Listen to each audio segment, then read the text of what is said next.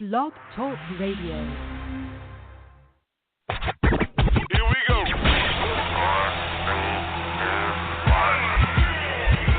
Blast off. This is True Capitalist Radio. True Capitalist Radio. I am your host, the man they call Ghost. The badass of business. Give him capitalism or give him death. That's it. Period. Broadcasting from his Skyline office studios in beautiful downtown Austin, Texas. You sound fruitier than a box of Fruit Loops, for Christ's sake. And now, he'll take it from here. Your host, the prognosticator of prognosticators, the man they call Ghost.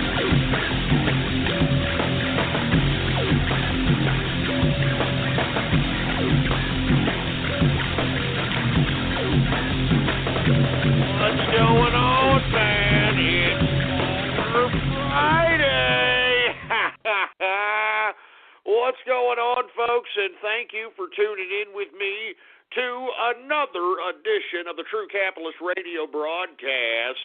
And, of course, I am your host, the man they call Ghost. And once again, I want to thank you very much for tuning in with me on this Bowler Friday edition of the True Capitalist Radio broadcast.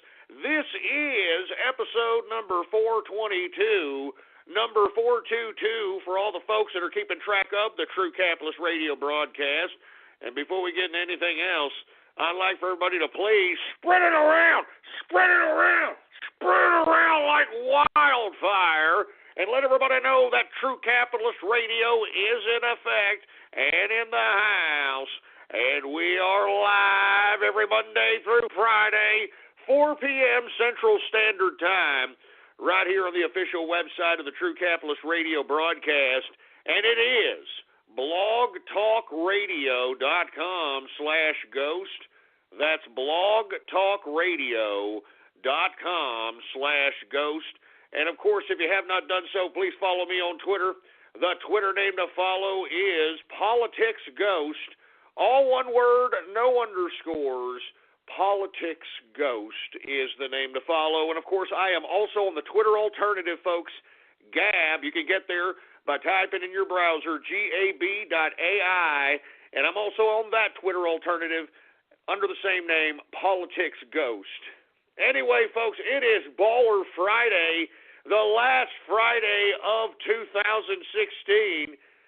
This year is just about to take a header tomorrow. And, of course, if you all don't know by now, we are going to have a New Year's Eve edition of the True Capitalist Radio broadcast in which we are going to have the Ghosties. That's right, we're reliving 2011, 2012 all over again, boy. And, of course, folks, if you have not done so, you can go ahead and nominate yourself. You can nominate other people under the hashtag Ghosties16. All right, let me go ahead and retweet right now the tweet in general here that basically shows where all the categories are. And the only categories that aren't on that paste bin, folks, are the best chat room and best investigative journalist, which we added de facto because we only thought it was, the right thing to do. But once again, there it is. Go on my Twitter account right now, Politics Ghost. I just retweeted it. Categories for the Ghosties 2016, which will be tomorrow. People are asking me at what time. I'm not really sure yet. I'm thinking possibly 7 p.m. Central Standard Time. Thinking about 7 p.m. Central Standard Time, possibly 6:30 Central Standard Time. I want to be able to celebrate or potentially get close to celebrating the new year with my East Coast brethren out here who are going to be the first ones getting it in. And at the same time, I want to be able to celebrate the new year with my better half in Templeton. And you want to be able to do that on my own private deal. So I'm thinking about 7. Let's see, I'll be 8, 9, 10. Well, I don't know. Maybe I'd have to do it at 8 o'clock then, right? If I have to do, that'd be 8, 9, 10, 11. Yeah, we would have to do it at 8 p.m. Central Standard Time. Maybe we'll go ahead and do it at that time, folks. All right, let's strike it. Let's strike it from the record. 8 p.m. Central Standard Time is what we're going to do. We got to do a little late night, baby. You know, we got to do it a little late night. I mean, this is a special edition. This is New Year's Eve, baby. I mean, you know, they used to charge for this type of, you know, festivity. You know, there used to be pay-per-views of this type of festivity. You know what I'm saying? And let me tell you, I would love to hear if you're at a damn New Year's Eve party, and that's another reason why I want to have it late at night. I want to hear where people are at. I want to hear if they're at the bar, they're at the club, they're at a party, who they're with. You know what I'm saying? I mean, there's a whole bunch of things, and of course we're going to be giving away the Ghosty Awards. All right? So anyway, with that being said, folks, I'm excited about that. I hope that you're excited about it. Once again, if you want to nominate yourself for any of those categories or someone else, go ahead and nominate it under the hashtag Ghosties16, and we'll go ahead and see what happens. I'm telling you, we are literally working around the clock on figuring out who is going to be the winner of each and every one of these categories. I'm telling you, me and the engineer, you know, we've been working, right, engineer? We've been working really hard out here to make sure that we have ourselves a pretty good Ghosties 2016 for this New Year's Eve, and I'm looking forward to it. Anyway, with that being said, let's go ahead and get to the markets here, folks. Now, what did I tell you? Now that the end of the year is happening, you're starting to see a slight end-of-the-year sell-off. I mean, that's what's going to happen, and let me tell you why this traditionally happens, because what usually happens, and this is a common strategy for most investors, is they sell off most of their, I guess, short-term investments or potential long-term investments they want to cash out on a profitable basis. They sell it off literally the day before the new year, and then when the new year happens, they just go buy back up those same stocks.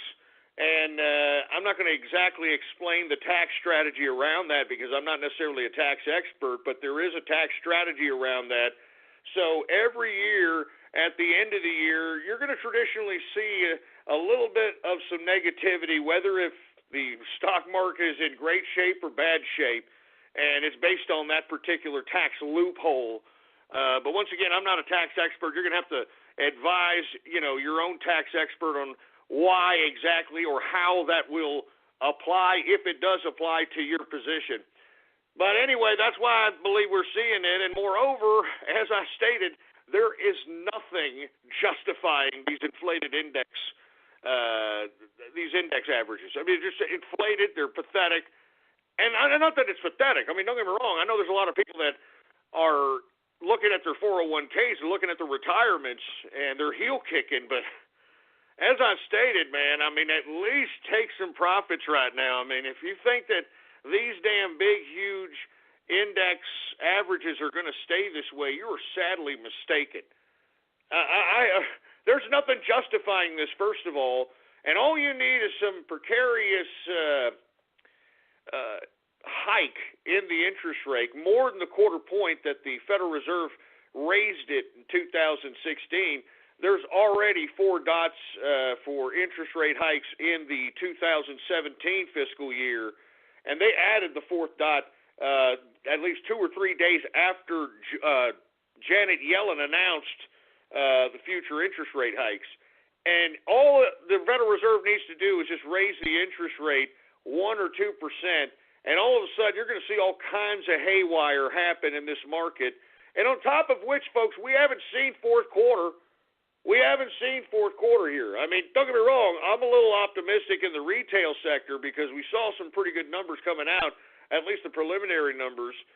But in my personal opinion, there's some factors in that supposed increase in consumer sentiment and their retail increases in sales this holiday season, because in my opinion, I think that Amazon and I think that online retailers have literally taken a huge chunk of whatever's market that's left in the traditional brick-mortar retail sector. And I think that whatever positivity that was in the preliminary news as it pertains to Christmas shopping, I think that's short-lived. I think that's false hope, because we have already seen the degradation of brick-mortar business retail sales for the past I mean, you name it, Obama's tenure. And in my personal opinion, even if there was positivity, there's positivity based upon consecutive negative growth in the retail sector. So, I mean, it's always been a disappointing year in the retail sales, even during the holiday season, during Obama's presidency. And even though we may see some positivity here, I personally believe it's just you're just adding positivity to consecutive years of negativity. So is it really positive? And I personally don't think it's going to reflect very well in the fourth quarter. And if it does, well, then it's going to be because of the over-speculation, crack-smoking investment community that we currently have running this market, for Christ's sake, man. Anyway, let me go ahead and get to this market here, okay? Let me go ahead and get to this market so we can get to this Baller Friday edition of the True Capitalist Radio broadcast. Once again, every Baller Friday is a free format edition. We're going to open up the phone lines and take your calls. We're going to talk about whatever it is that you want to discuss. This is the last Friday, the last Baller Friday of 2016. So give us a call right now if you want to participate. The number to call is 563-999-3791 is the number to call here for this free format edition. All right. All right. Let's go ahead and get to the market, shall we? We've got the Dow Jones Industrials down today, folks, and as I stated earlier in the broadcast, we're going to see a little bit of a downturn in the market because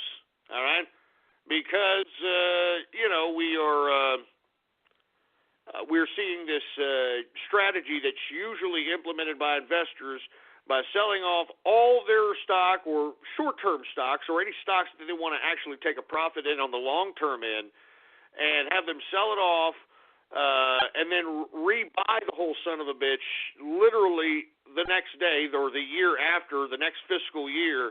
And as I stated, I'm not sure. I'm not a tax expert.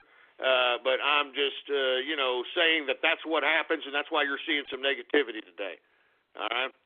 Now, let me continue on here. The Dow Jones Industrials is down 57.18 points, a percentage decrease of 0.29%, closing out the Dow at 19,762.60 points for the Dow Jones Industrial. You know, hey, now it's a little bit down from the old 1900 flirting with 20,000 Dow Jones Industrial now, is it? It's getting a little closer there, isn't it, now, boy? I'm telling you, it's calm before the storm. There's nothing justifying this crap. There's no profits justifying this, any kind of potential forecast of any profits justifying this.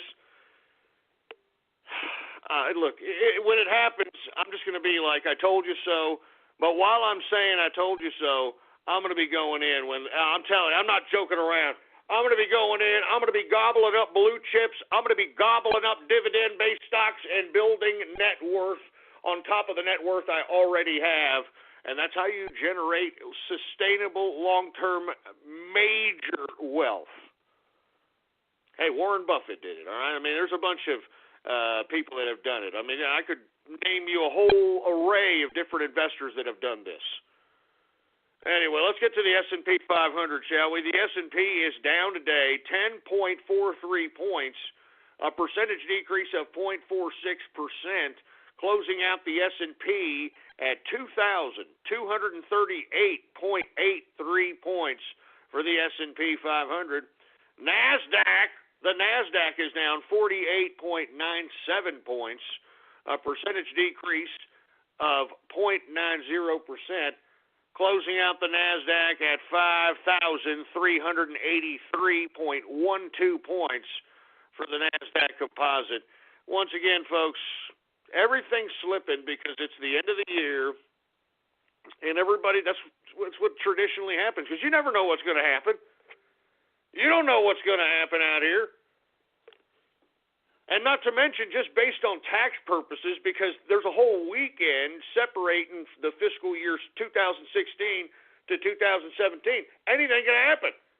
I mean, there could be a natural disaster that happens. Somebody could invade a country. I mean, anything could happen.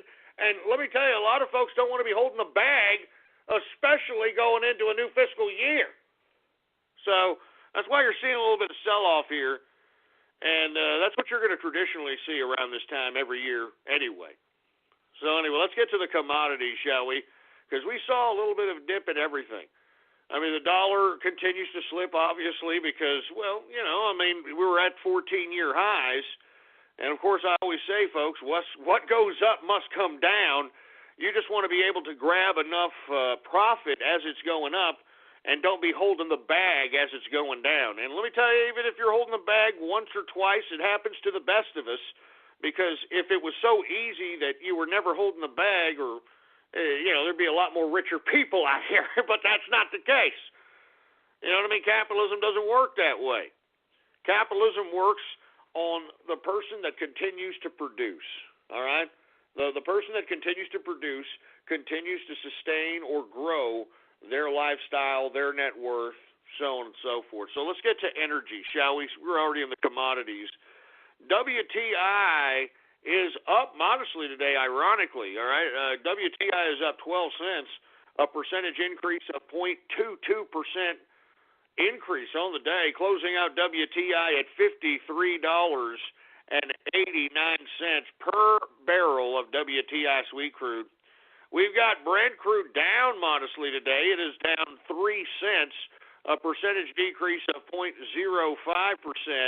Closing out Brent crude at $56.82 per barrel of Brent crude oil. Gasoline down modestly. Well, not even a little bit more than modestly. It's down 1%. Gasoline is down 1%. That's rather ironic. Natural gas, the volatile feast or famine commodity that we've come to know and love, it is down today, 1.53% decrease for natural gas. And we've got heating oil up very modestly, 0.04%. Good God. Let's continue going, all right? We've got gold, all right? Oh, excuse me, it's the metals. We're transitioning into the metals here.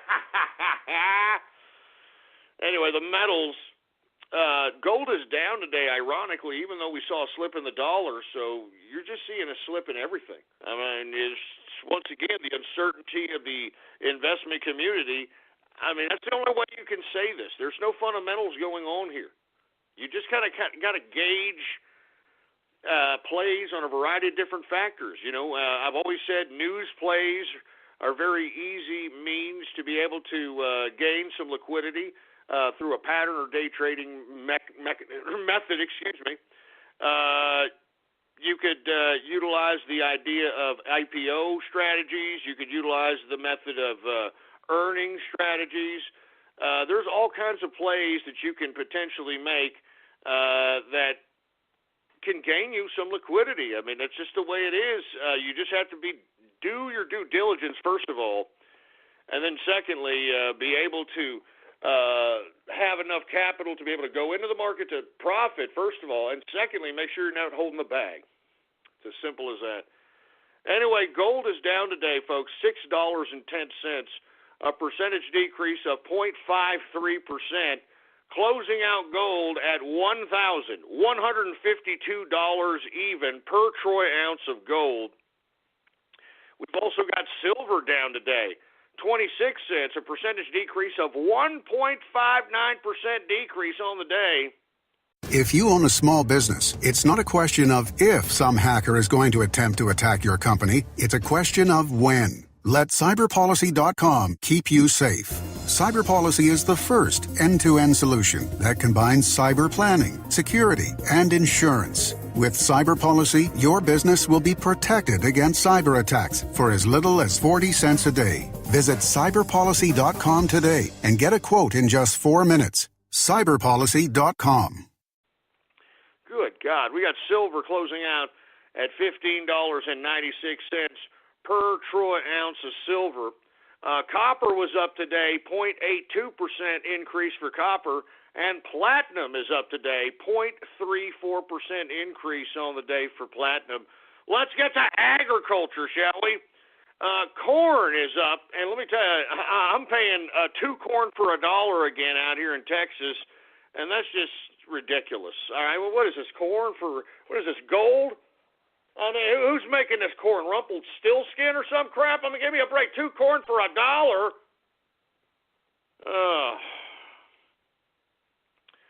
Anyway, corn is up 0.64%. Wheat is also up 0.80%. Oats is up 0.88%. Rough rice is up, folks, 1.10%. Soybean is down today, folks, 0.86%. Soybean oil is also down 0.37%. And canola is up 0.06% increase on the day. Let's get to the soft, shall we? We've got cocoa. We're starting to see the decreases in cocoa after we saw gradual increases going up into the new year. But for the past couple of days, we've been seeing it slide. Cocoa is down once again, 1.80% decrease on the day, 1.80% decrease. Let's get to coffee. Hey, dude, let me have some coffee. Don't talk to me unless you can have my coffee, dude. Shut up, you stupid four-eyed hipster fruit bowl. We've got coffee up today, 1.18% increase on the day.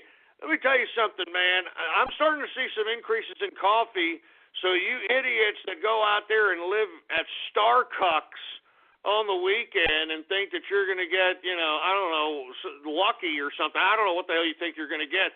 You're going to have to pay a little bit more for those fruit bowl lattes because we're seeing increases in the commodity of coffee. All right, let's get to sugar. Sugar is up today, 0.10%. Orange juice seeing a little bit of a sell-off. It is down 0.19%. We've got cotton up today, 0.21%. Lumber, good God, in the lumber sector, it is up 1.51% increase on the day for lumber. And I don't know, once again, rubber is up. And is it right? Is it because we're going into the New Year's Eve weekend and their prophylactics are going to be highly consumed? I really don't understand how to play rubber. I don't understand. You know what I mean? I mean, it's a weird market. Anyway, rubber is up 1.39% increase on the day for rubber. We've got ethanol down today, 0.77% decrease on the day for ethanol. Let's get to livestock, shall we? Now, let me tell you, what have I been saying? What have I been saying about live cattle? I've been loving the decreases in these cattle prices. Hey, you vegans, you keep eating those stupid, dumbass vegan burgers and vegan pizzas and vegan tacos. I don't really give a crap. You're bringing down the cost of beef for a son of a bitch like me that can literally eat 3-inch thick porterhouses every goddamn day like it ain't crap. Throw them on the grill. I can have an oak, mesquite, applewood, you name it, baby. You understand what I'm saying? I mean, any cut of the meat. I mean, this freaking Christmas Eve, me and the wife had a freaking 10-pound prime rib, baby. You understand that? It was a mwah! So I am loving the decreases in live cattle. I don't trade live cattle, but let me tell you, I'm loving the decreases. All right, keep it coming, baby. Keep the goddamn decreases coming. I'm having a porterhouse tonight. How you like that? I'm having a 3-inch thick cut friggin' porterhouse. And you know what I bought? I bought 2 pounds of shrimp. Yeah, I got my shrimp back. I got my shrimp back, man. And let me tell you, I actually got some real good shrimp at our local, HEB. And it was actually some pretty good shrimp. Usually I see shrimp that's coming out the Gulf that looks like it's got like oil, inside its internal organs that's kind of seeping through its shell or something. It looks horrible. But, man, this was some pretty good-looking shrimp. I don't know where the hell they caught it in the Gulf, but it looks nice. It looks edible as far as I'm concerned. And surf and turf tonight, baby. You understand what I'm saying? Surf and turf tonight. Oh, man, I'm looking forward to it now. As a matter of fact, I want to end the damn broadcast and have a damn porterhouse right now. I'm thinking about, I got shrimp. I got my shrimp back. I got 3-inch thick-cut porterhouse. Although the shrimp, man, it costs more than the porterhouse, for heaven's sake. I'm not joking around. I mean, I got these porterhouses for dirt cheap, man. You know what I mean? Unbelievable. Anyway, let's continue going here. I'm sorry. You can tell that I cannot wait for this evening's meal. And on top of the shrimp and on top of the porterhouse, I'm getting me a piece of sausage. Now, let me tell you something.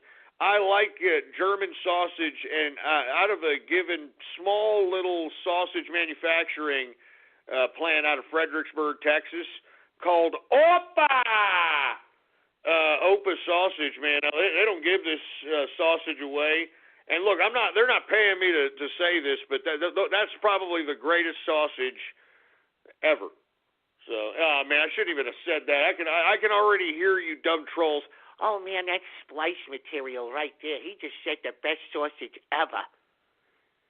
Great. Anyway, listen, let me stop, daydreaming about food porn here. And let's go ahead and get to the livestock. Livestock is down today, 1.61% decrease on the day for livestock, or live cattle, I should say. So, I mean, that's a major decrease going right into the new year, 1.61% decrease.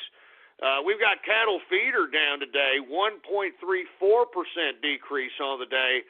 But what have I been saying about lean hogs, baby? What have I been saying about lean hogs? Lean hogs, baby, are up today. 2.32% increase on the day for lean hogs. I mean, good God. Woo! Anyway, and the bad part about it is, I actually wanted a ham. I actually wanted a pork butt, on top of the surf and turf tonight. But, not only has the price of pork butt gone up, but, man, I mean, it seems like everybody is getting a ham. It seems like, the scarcity of ham out here is getting really, really harsh, and I can't find a decent ham. And I don't want to take these two-bit companies that I've never heard of before, with their hams, no. Just give me a damn ham, give me a damn pork butt, and that's all there is to it. I mean, I don't want your spices. I don't want to. Let me do it, you silly bastard. Anyway, once again, lean hogs up 2.32% increase on the day. And before we get into anything else, I wanted to enlighten everybody that the Bitcoin price, as of right now, is $957.11 per Bitcoin. So we are seeing a major increase in Bitcoin because of people, not just people, but countries, are trying to convert their economies into a cashless society. And when it's a cashless society, you have to go to some alternative that is not solely or kind of overlord watched by the government to be able to partake in private commerce. Because if you take away cash from folks, you take away the ability of individuals, especially in impoverished situations, to be able to participate in independent commerce that could potentially get them out of a situation, get them out of the ghetto, the white trailer park, the Mexican barrio.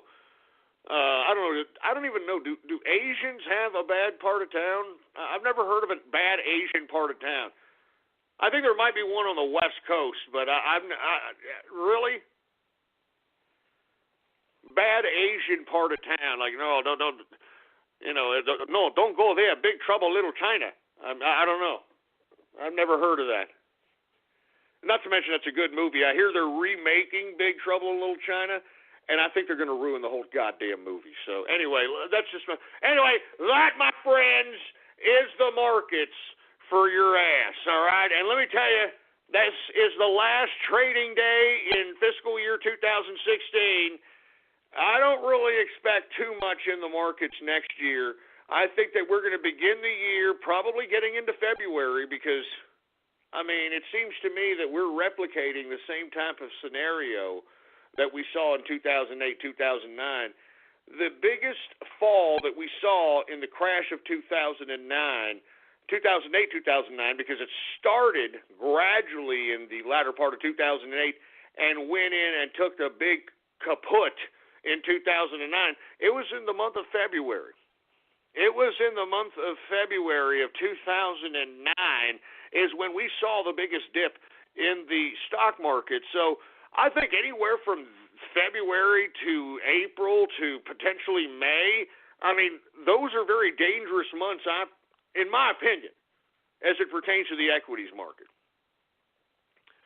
I mean, I just personally believe that. So we shall wait and see.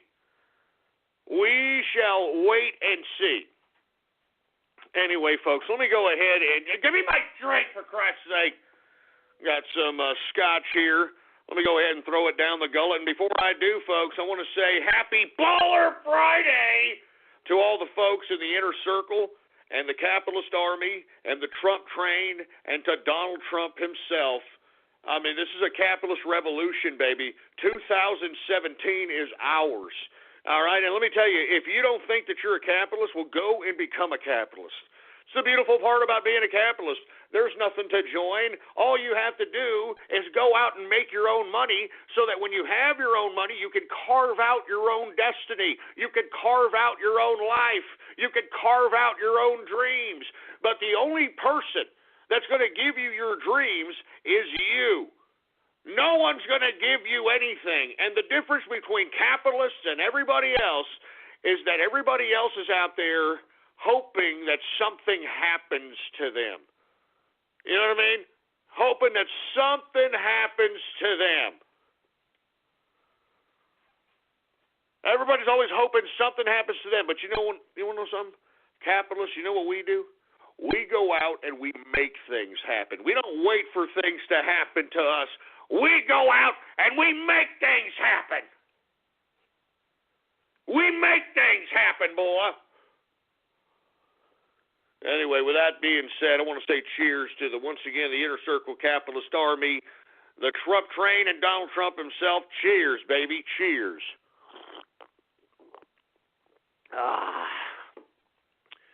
Man, that's some pretty good stuff, man. I'm telling you, I am extending my Scotch collection so that, I can have a whole bottle, like a whole array of bottles of Scotch so that I can have a taste of all the different, single malts, Spicides, blendeds.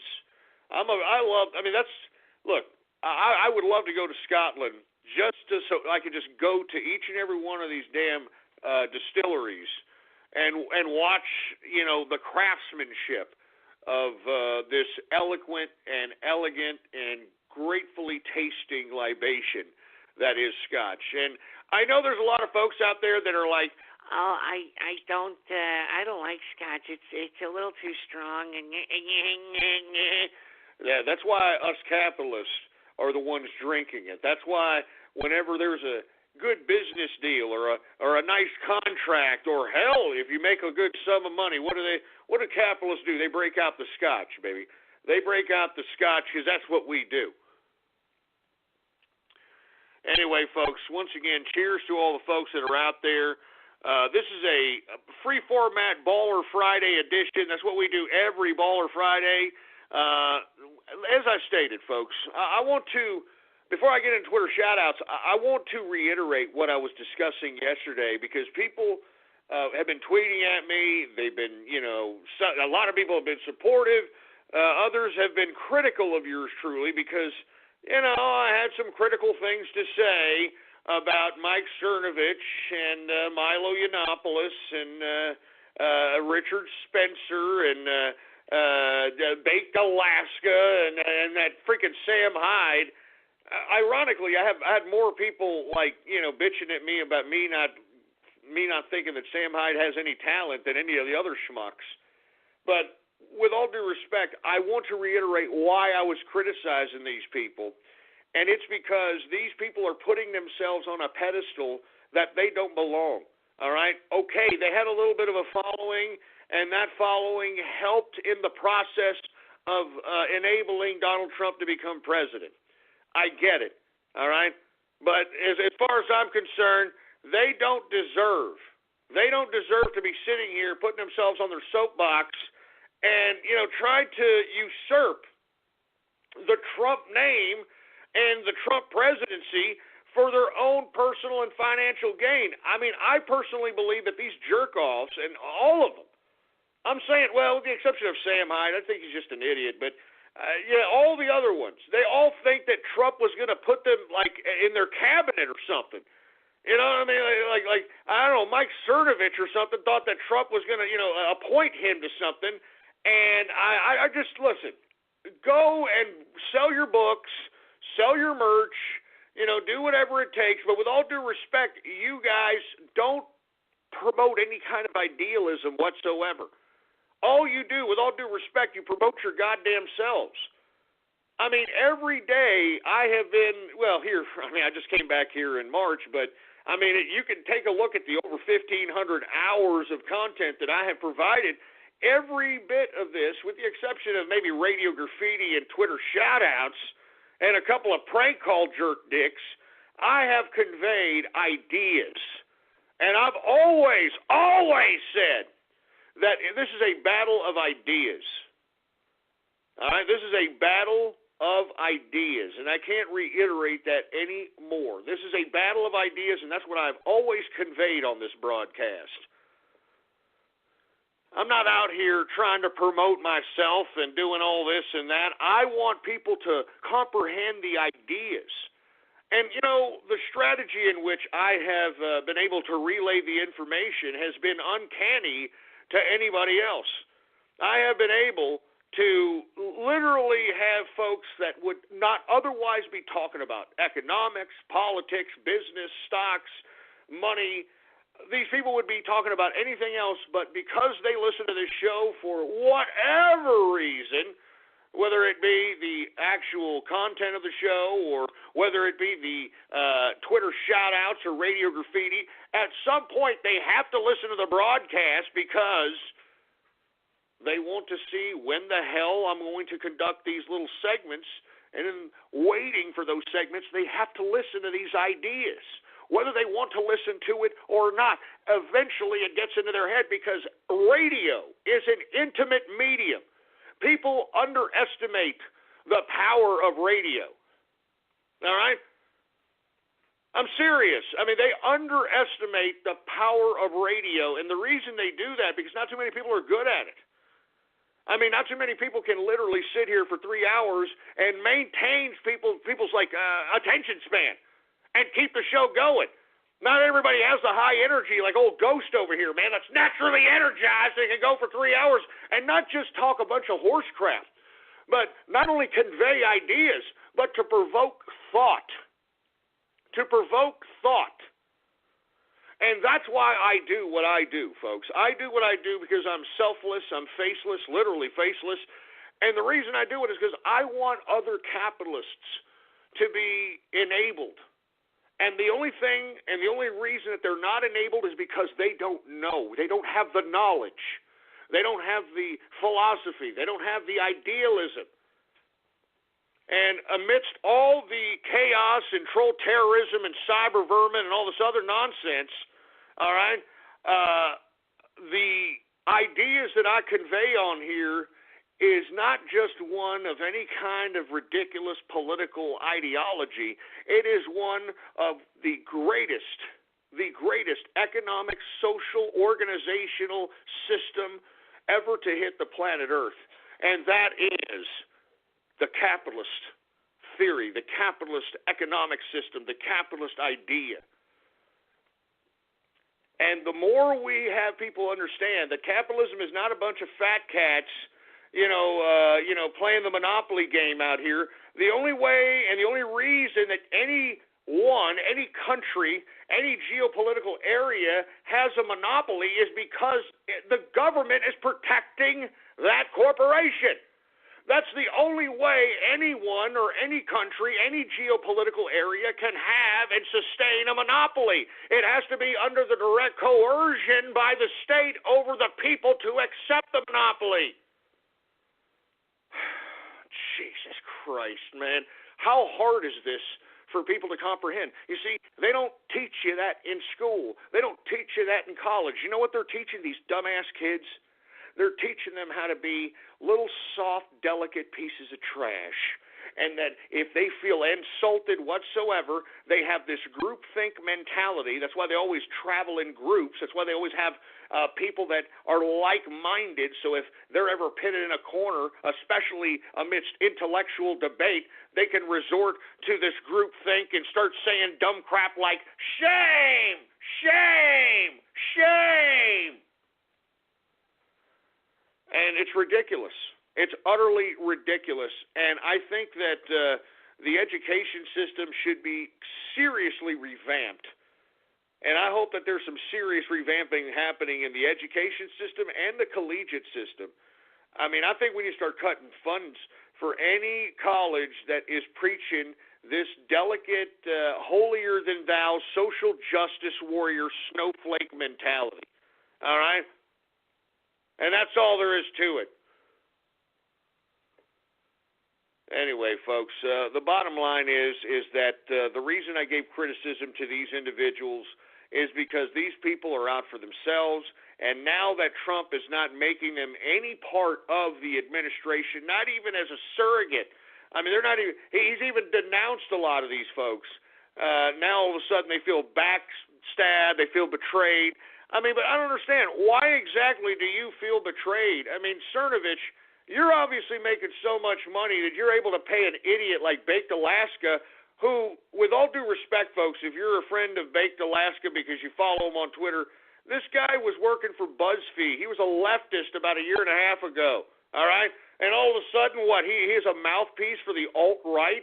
Give me a break, man, all right? I mean, this guy, listen, I'm just saying that these folks are making lots of money, and good for them, but don't be degrading the Trump train. Don't be degrading Donald Trump. Don't be acting as this because y'all in your own stupid, dumbass little network that you've got going on over there are having a little pissing fight. Don't link that up to Trump. Don't link that up to the Trump train, and that's all I'm saying. All right? That's all I'm saying, for Christ's sake, man. Jesus Christ, I am serious. I mean, you people, you speak for yourselves. Stop putting Donald Trump in your name. Cernovich, and, I mean, y'all don't stand for anything. I don't know what these people stand for, with the exception of Spencer, you know, white nationalism. And, of course, I had that discussion yesterday with you folks. What is white nationalism? And I told everybody the different variants of white and told everybody why people that hold the Confederate flag that are out here, yeah, there's the South, baby, the South, don't even understand that that flag had a meaning for it being a Southern flag because the majority of the South was Scottish. That's where the whole Southern slang comes from, boy. The Southern slang comes from the evolution of the Scottish dialect intermixing with the New World Americana. All right? And that's why the Confederate flag, I hate to keep beating a dead horse here, that has an X on it. It has an X because it is the X of St. Andrews of Scotland. Oh, my God. And let me tell you, I'd love to have a debate with Richard Spencer because I'd make him look like a mental midget when it comes to white nationalism. And look, people, this is another thing, too. I had a lot of criticism from folks saying, oh, Ghost, what are you, a social justice warrior? I mean, you're trying to get white people to feel guilty now? You're getting white people to feel guilty about themselves? No, I do the same thing about black folk. I do the same thing about Mexican folk. I do the same thing about them all.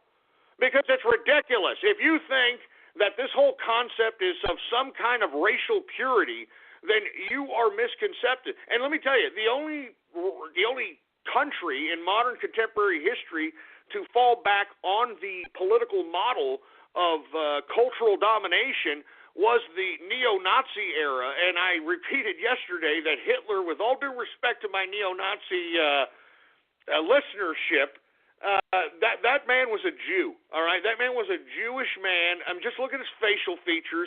Why do you think once he took power, he literally, you know what he used his hometown as? He used his hometown as a shelling area for supposed base training and warfare training. So he literally used it as a bombing area and killed all his teachers, killed anybody who knew who he was when he was a very young kid, all right? I mean, I mean, listen to me. I'm not trying to compare blacks with whites here, but with all due respect, this is the kind of stuff that I like to talk about, because if we don't discuss the hypocrisy, then we are going to continue to perpetuate the same crap that we've been watching here for a long period of time. I mean, I believe in Hegel dialectics, in the philosophy of Hegel dialectics, in that we expose every contradiction, and then once you expose a contradiction, a new reality or a new set of ideas is the platform until the contradictions within those new ideas are exposed, and that process continues on until eventually, at some point, we come to a contradiction-less society. Anyway, folks, listen, I'm not trying to say, hey, if you like Hitler, you're a bad person, or if you like this. All I'm saying is have a level of consistency. I mean, Hitler wasn't even German, and yet he led a bunch of blonde-hair, blue-eyed people into believing that they were the superior race, and he wasn't even that race. I mean, look at the black race. Let's put the flip side on the other side. Look at who the black folks are following. It's the same crap, different plate. They're following like people like Sean King, white people in blackface, or they're following light skins. And the only reason I use the term light skins, folks, is because there is a big separation within the black community between light skins and dark skins. I mean, they talk about it on World Star Hip Hop all the time. The stereotype for the light-skinned black, according to World Star Hip Hop, is that they are typically effeminate, they're typically homosexual, they're typically not necessarily very thuggery, and they clown them for that. And of course, the dark skins are clowned by the light skins because they're dark and they're thugs, they're down low brothers. I mean, the whole 9 yards. But with all due respect to my black brethren, look who the leadership is in your community. All right? I mean, seriously, look at what's happening in your community at this point in time. Everybody that's your so-called mouthpiece in the black community, everybody who's your so-called leader, they're either white people in blackface, they're either light skins, or they're blatant, all-out homosexuals that don't really care about the black race. They're homosexuals first, black folks second. And I'm speaking of D. Ray McKesson. I'm talking about people like Don Lemon. I mean, I can go on and on. I mean, look at all these fruity-ass black mouthpieces out here that work for the Washington Post that are fruitier than a box of Fruit Loops, that are the ones agitating this violence against police officers and violence against society. It's ridiculous, man. It's ridiculous. So, once again, I mean, the white folks ain't any better than the black folks. The black folks ain't any better than... And you want to know why y'all aren't any better at this point in time? Because y'all are all about race. Y'all are all about race. Do you understand that race has kept people subjugated for the past, I mean, whatever recorded history, 5,000, 10,000 years? Tribes, race, all this other nonsense, for Christ's sake. I mean, it has subjugated everybody, and nobody is pure of any kind of race whatsoever. And that's the ironic thing. There is no goddamn pure race, all right? There is no goddamn pure race. As a matter of fact, I remember one time watching a George Lopez show right when he first started his damn show, and he was actually taking and swabbing his guests' cheek cells and actually had a DNA doctor there to basically take the cheek cells and figure out their actual demographic and racial well, not their demographic, but their racial and cultural makeup. And Larry David, one of the Jewish of Jewish men out here, was one of his first guests, and Larry David took the little swab test, and when it was found out that Larry David was more Native American than any other race, he was shocked. He was shocked that he wasn't full Jew, and I don't understand why he's shocked. I mean, that's humanity. I mean, you know how many cultures and how many different nomadic tribes have gone through, culture to culture, from the Greeks to the Mesopotamians to the Mongols to the Romans to the Muslims to the Catholics to the, I mean, there's just so many people and so many different cultures that have conquered each other, and this and that. I mean, give me a break with this whole concept of racial superiority. I'm sick of it, man. I'm sick of it. Now, listen, if we want to talk a little bit about the contradictions of races and how they stereotype themselves, that's one thing, okay? That's one thing. But if you're going to sit over here and say, oh, well, my race is better than this and this, get out, all right? Get out. I'm sick of that crap, man. That's how the damn communists are now taking control of every country in the West. They're taking control specifically with racial division. They are utilizing racial division as a tool of agitation to take state power. Just take a look at all the damn Western nations right now. They have taken control of state power through this idea of open society, through this idea of utilizing racial division against the people that are the originators of that geopolitical area. Jesus Christ, man. How hard is this for people to see? I just don't get it. Anyway, listen. Let's go ahead and get to some Twitter shout-outs, folks, okay? And for you folks that are unaware, you can go to my Twitter account right now at PoliticsGhost, all one word, no underscores, PoliticsGhost, and retweet the tweet that states True Capitalist Radio Live. That's right, retweet the tweet that states True Capitalist Radio Live. And I will give you a Twitter shout-out live right here on the broadcast, right in here and now. All you've got to do is retweet the tweet that states True Capitalist Radio Live. Hey, engineer, do we have any Twitter shout-outs to be had, man?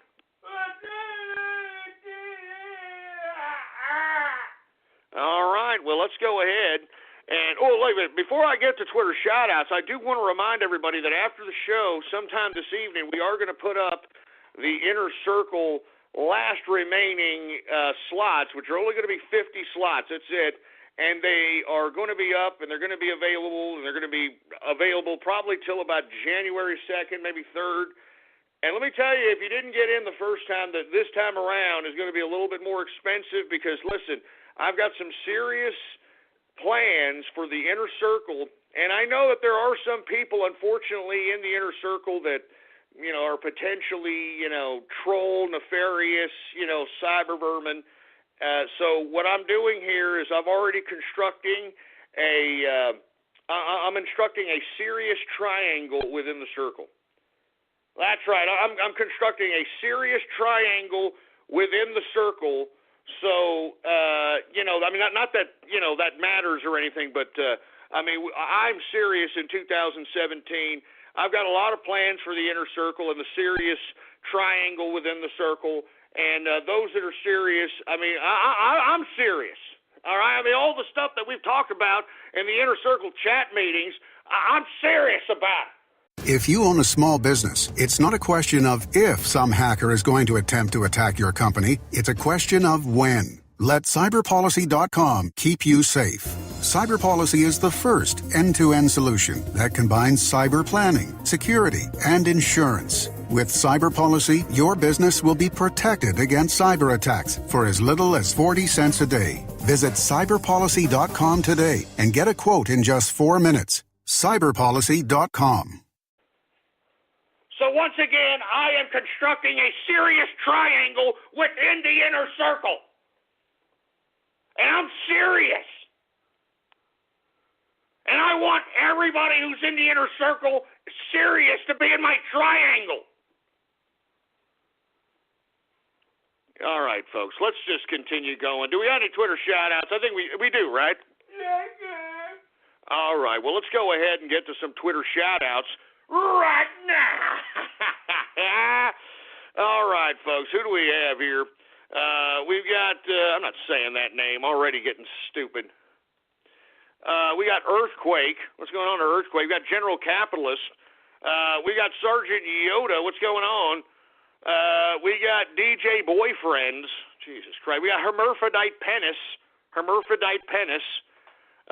We've got deadly burb, whatever the hell that means. We've got Hanukkah is better. What the hell does that mean? Better than what? And there's white pride worldwide. What white? What white are you talking about? How about Jews? You incorporate them in your? Of course not. They're not white. How about the Caucasian, the Chechens in the Caucasus, the true Caucasian? You know, that's where you get the term Caucasian, because of the Russians in Chechnya and the Caucasus. Those are Muslims.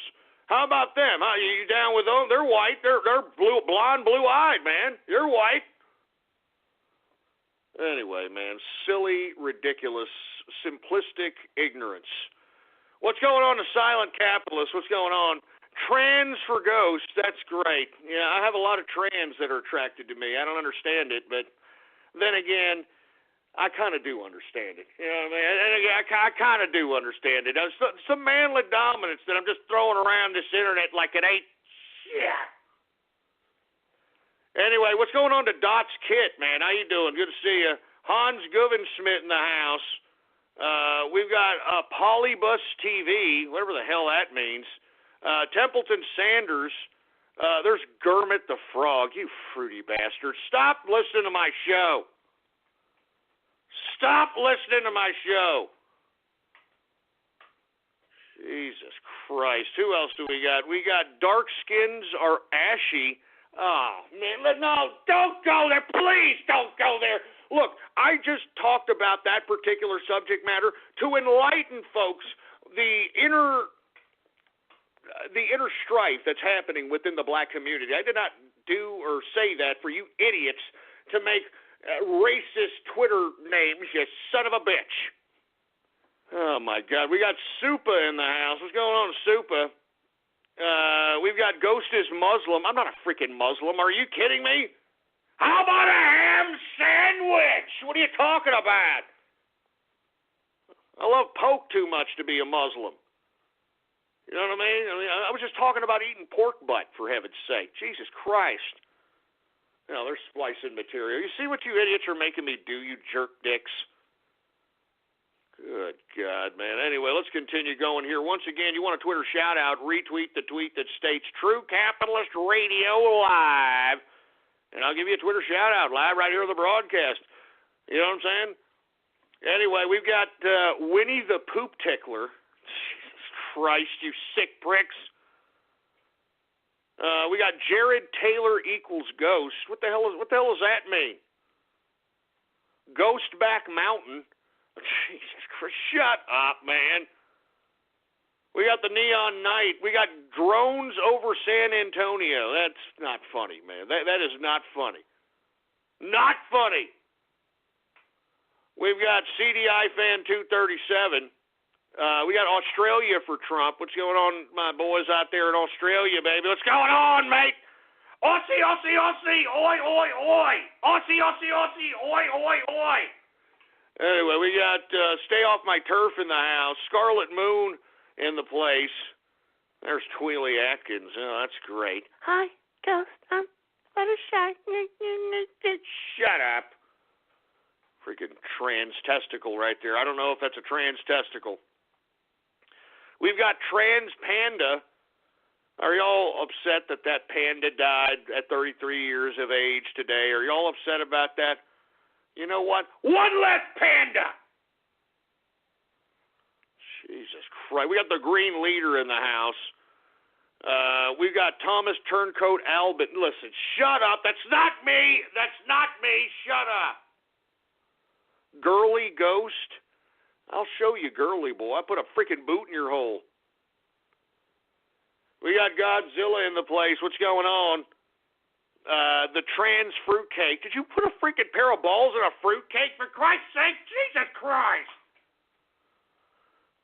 Yeah, here it comes. Ghost killed Pan Pan. Shut up.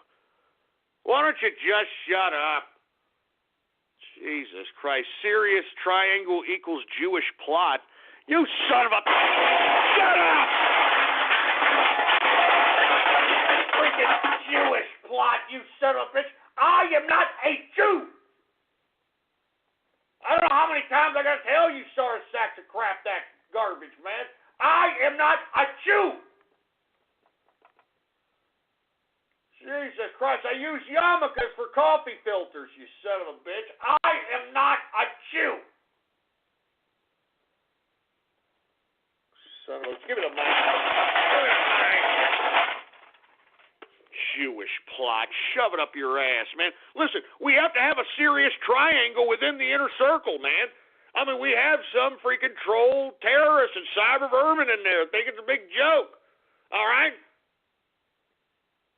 All right, serious triangle in the inner circle, baby. You understand? And the serious triangle, you know what we're going to be? We're going to be like the Billionaire Boys Club. Without the murder, of course, and stuff. But, you know, we're going to be like the Billionaire Boys Club, baby.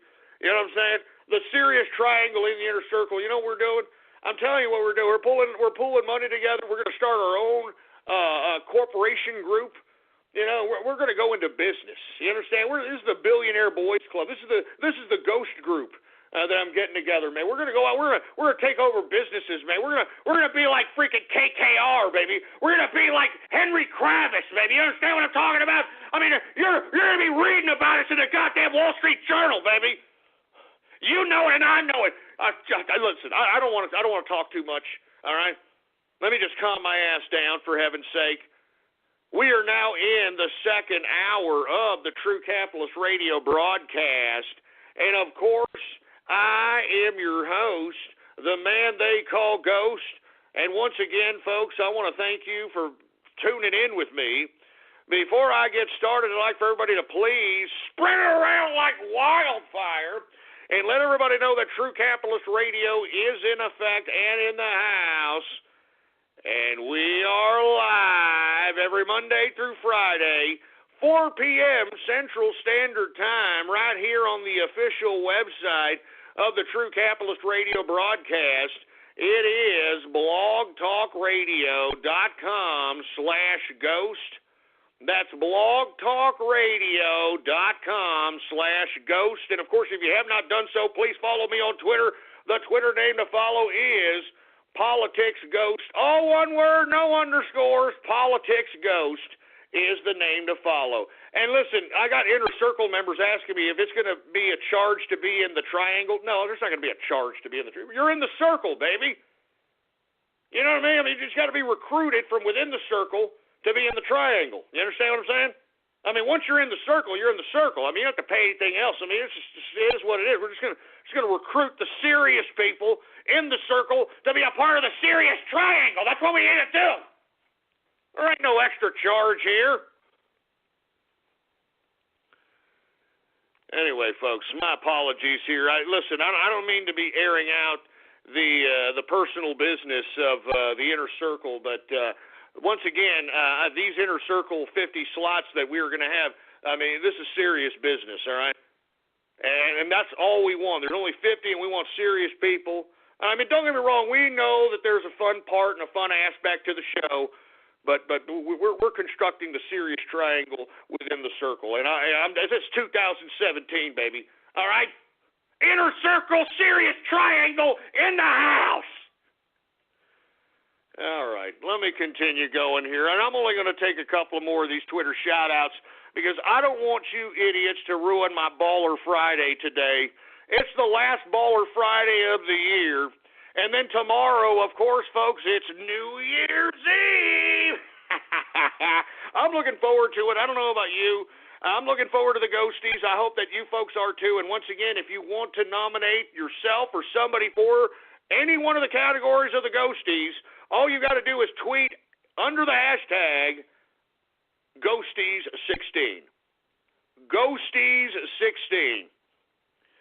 Anyway, let's continue on with the Twitter shout-outs. What's going on to Exara Hawks? How you doing, man? We got Trans Alex Jones. Oh, jeez, I don't even want that goddamn image in my head. It's bad enough that we're walking around seeing Michael Moore look like I don't know what the hell he's trying to do now. I don't know if he's trying to get the eunuch look going on. I don't know what he's doing, but Jesus Christ, you fat piece of crap. Anyway, we've got Mark Montag in the place. What's going on, man? Good to see you. We got shut up! No, shut up! I know y'all are making me trying to say something, you son of a bitch. I'm not going to do it. I'm not going to do it, for Christ's sake. We've got the Smiler in the house. What's going on, man? We've got Death to Hollywood. Yeah, no kidding. All right. We've got the Brody Network in the place. Ghost Eats Pork Butt. Jesus Christ, what the hell? Just shut up. Ghostler 2020. Hey, I like the ring to that. Ghostler 2020, huh? Oh, man, that'd be great, wouldn't it? Huh? Ghostler 2020. I don't know. Let's let Donald Trump fulfill his presidency. I think that he's going to turn this whole country into a capitalist edifice. I guarantee it, and I can't wait. I can't wait, man. Anyway, we got El Foxo does gay porn. Really? Didn't really need to know that, man. Who else do we have going on here? Once again, taking Twitter shout-outs, retweet the tweet that states True Capitalist Radio Live, and I'll give you a Twitter shout-out right here on the broadcast. We've got Trans Princess Leia. Oh, man, that's funny, man. We've got, I'm not going to say that name. We've got Triangle Ponzi Scheme. Yeah, shove it up your ass. All right, I got your freaking Ponzi scheme, you milky licking bitch. And not to mention, is that a bald Fu Manchu piece of crap in that freaking profile, for Christ's sake? Jesus Christ, you look like you could use a Ponzi scheme. Well, why don't you get one of those, I'll tell you what, I can sell you one. Hey, engineer, look it up, one of those, hair things that you kind of shake on like an salt shaker. Look one of those up. I want to get one for old DJ Baldstar. All right, that's his Twitter name, DJ Baldstar. Let's put some hair on that head, boy. And look, this is what he puts on his profile: foster child, no job, professional douchebag, bad dad, trying to stay relevant, $20 for mod. You know what? Never mind. This is a troll. Never mind. Forget this idiot. Anyway, we got the Ghosterberg group. The Ghosterberg group. You son of a bitch. Hey, don't be hating on me and the Serious Triangle for trying to be capitalist out here, right? Don't be hating on me and the Serious Triangle. The Serious Triangle within the inner circle. Give me the freaking mic. Jesus Christ, man.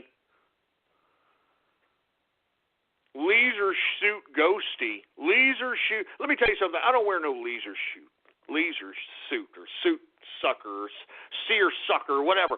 I wear badass suits, baby. You understand that?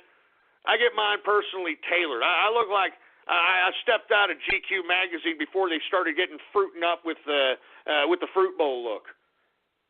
You understand? I'm not. Listen. Let's not talk about me. All right.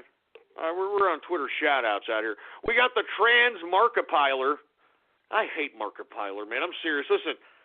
Listen.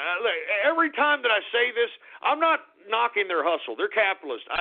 More power to them. I just don't like their content, and their content being popular just underscores how stupid we are as a American society, as a world society. Seriously, man, I'm sorry. I don't like people that act disingenuously goofy, and we're just supposed to be like, hey, I'm this guy. Look at him. He's such an innocent little goofy guy. Yeah, Jesus Christ. That's what they said. But you know what? Just forget about it. Jesus Christ. Who else do we got here? We got Tranny Granny. Did you put a pair of balls on a granny? I mean, look, enough of this stupid troll already. Look, there's the trans squirrel. Oh, my God. Trans race trader. What the hell does that mean? What the hell does that mean? The Ghost and Bones. No, let's not go there. Come on, man. See, now y'all are trying to link the Serious Triangle to something like kind of secret society based, and I really don't appreciate that, all right? I mean, this is capitalism. This is what we're doing out here. You understand what I'm saying? I mean, it's going to be the Billionaire Boys Club. I'm telling you this right now, man. You're going to be reading about us in the Wall Street Journal, boy. Anyway, who else do we got here? We got Distilling Capitalist. What's going on, man? We got, I'm not going to say that. Havel the Rock in the house. I'm not going to say these disgusting names, man. We've got, look at these sick names, man. I'm not saying these. Look at Trans Fat Man, Trans Shrek. We've got, oh my God.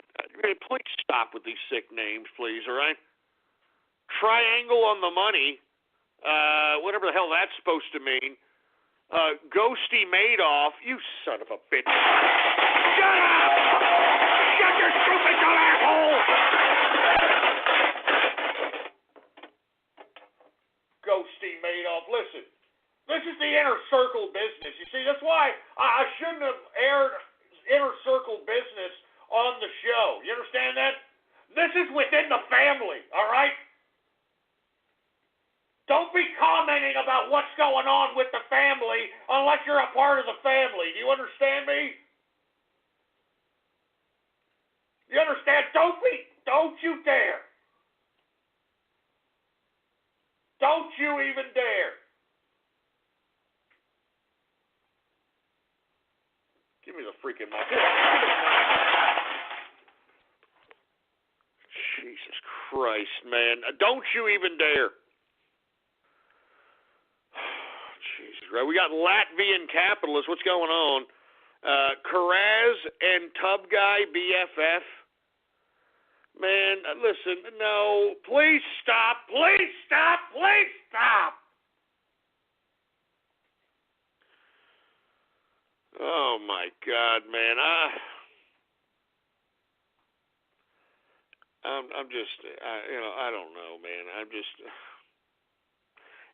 Look at this Podesta Boys Club, Podesta Pizza Party. Listen, that's it. I'm not doing this anymore. You're not ruining my Baller Friday, you son of a bitch.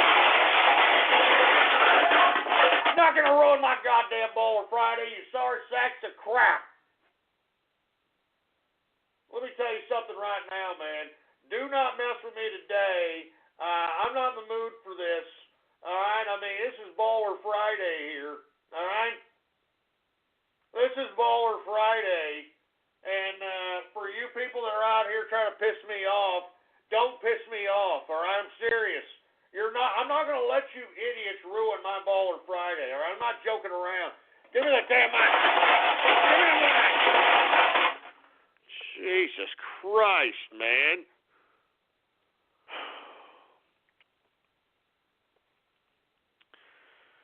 Anyway. Let me just calm my ass down here. All right, let me just calm my ass down and let me just get back to the broadcast before I let these people piss me off. All right? Jesus Christ! And people are asking, does poll is that on the table for being best chat room of the year? Yeah, sure, poll. I mean, is poll representing? I mean, have a bunch of people on poll represent under the hashtag Ghosty16 on Twitter. You know what I'm saying? I mean, that's what everybody should be doing right now. Everybody who wants to win, everybody who wants somebody to win, you better be tweeting right now under Ghosties16, hashtag Ghosties16, and go out there and nominate yourself, nominate whoever, and make sure, because right now we're tallying it. We're tallying the votes, right, engineer? Yes, sir. We're tallying the votes. We're tallying the votes. Anyway, folks, let's continue going here. It is a Baller Friday edition of the True Capitalist Radio broadcast. We are going to open up the phone lines right now. All you've got to do is give me a call right now at 563-999-3791. And all you got to do is, when I call on your area code, let us know what you want to discuss. Let us know what you want to talk about. Have something right now as I'm talking. Have something in your mind to talk about and discuss it thoroughly, all right? Because, man, sometimes during some of these free format Baller Fridays, I try to call on people, and they're just Helen Keller deaf mutes up in this joint.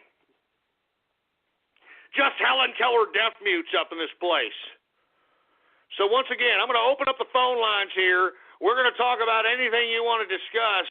All right? All you got to do is just give me a call. All right? Give me a damn call. All right. Do we have any callers, by the way, engineer? All right. Well, we're going to go ahead and open up the phone lines on this Baller Friday edition of the free format of version of the show. Let's go ahead and get to it. How about, I think we got some people already on hold here. Let's go ahead and see if we can have some conversation about anything you want to discuss. How about area code 352? What you doing on this Baller Friday? Hey, Ghost. I was wondering if you got that tweet I sent you earlier regarding Apple censoring the Gab AI app. Yes, I absolutely did. As a matter of fact, I retweeted their tweet stating that they are not only just being denied into the Apple Store, but they are also being DDoSed with Drudge and InfoWars. And according to a lot of the trace routes, it is definitely something government-based. So, yeah, this is definitely something going on here as it pertains to what, a move against the alternative media, to say the least. What do you think? Yeah, they're trying to claim us to keep not safe for work material off, but I call bull on that because if that were the case, they'd be getting rid of all the browsers, Twitter, Facebook, and Tumblr off there too. I mean, definitely Tumblr, and not to mention there's a lot of X-rated stuff on Twitter. I mean, there's a lot of pornographic stars, a lot of people that are cam, that they work in the cam business, the private cam business they have their own Twitter accounts. So that's, I call bull, man. I call bull. Yeah. So anyway, hey, man, thank you very much for calling in. And let me tell you, I try to support Gab, folks. That's why I always promote gab.ai. You can type it in your browser as the alternative to Twitter. And the reason I haven't been on there as of late is because I'm trying to recruit as many people as we can out there so that we can actually create a new Twitter-style, nonstop, constantly feeding microblog of millions of people so that Twitter can no longer be relevant. I mean, seriously, I don't want Twitter to be no longer relevant at this point in time, but we have to continue to get more and more people into these other alternative methods of social media. That's all there is to it. All right, let's see. Let's continue going here. Once again, I want to hear from you, 563-999-3791. It's a free format edition of the True Capitalist Radio broadcast. We're talking about anything you want to talk about. We've got Tom on the horn. What's going on, Tom? How you doing, man? I'm doing well, Ghost. How are you doing on this Baller Friday? Not too bad. Last Friday of the year, looking forward to the next year, kind of anxious for this year to end. It's been rather a weird year, to say the least. Yeah, strange year, and it's probably going to get stranger going forward. Anyway, I called in today to have a little bit of a, let's call it a debate with you about some of the things about identity politics. Now, I know you and I have had a number of conversations off air and through Twitter about this, but I think that to say that identity politics doesn't have a place is a mistake. And the reason I say that is so much of what has actually motivated the left, if you look at this for a very long time, is identification by race. And I will concede the point freely that racial categories are a little bit fluid. But consider this. When you look why Obama did better than Hillary, I don't think it's an accident that you look at massive black turnout, and it wasn't because they just like his liberal policies. They came out to vote for someone that looks like them. They came out for policies like that. And the left, for a very, very long time, has used the policy of divide and conquer. And the right has tried very hard, which you would know better than anyone from your true conservative days, to appeal to them on a higher ethical basis. But it's very hard to win offering people, to teach people to fish, to say, rather than just giving them handouts. And I think the Republican Party, nationalism, and even capitalists in general have really put themselves at a disadvantage if they're not willing to at least consider playing a little bit of identity politics. Because I will tell you, as a white person, and I self-identify as white, it bothers me to see someone get a leg up for just being black or just being Hispanic. And I'm sure you know as well as anyone that what happens many times with this is it's not poor people it helps. It's not disadvantaged people. It's your token, black person who already has the advantages you could look for and who will go ahead and get that extra benefit. But the other problem is you can't beat them unless you play that game a little bit. And that's how I look at it. And we could get into the details of why and how that works. And I agree there are far too many egomaniacs in the alt-right, and they make it all about themselves and the money. But the basic idea that identity is fundamental to how people see themselves in the world, and that they choose that is important. Last point I want to make, excuse me. You're right that race could be defined differently. But just like how you sort of talk about how trannies are women by defining themselves, by acting that way, I think race in a lot of ways is the same way. It's a set of behaviors, a belief in the principles of Western civilization that defines being white, as well as appearance. And so people choose that, and that fundamental identity, I think, has played a large role in motivating not just Trump to success, but Brexit, potentially Le Pen, and all these other people who are out there, because people see something they don't want, and they're not standing for it anymore. And last thing I want to add, I know I'm going on a little long here, but I know it's easier on radio that way. If you look at the alternative, if race is just a construct, then I would give you two examples of things that didn't work out well, where every opportunity was given in Africa for a state to succeed. Liberia, where the slaves were given the same American democratic principles to start with, which ended up becoming a total catastrophe.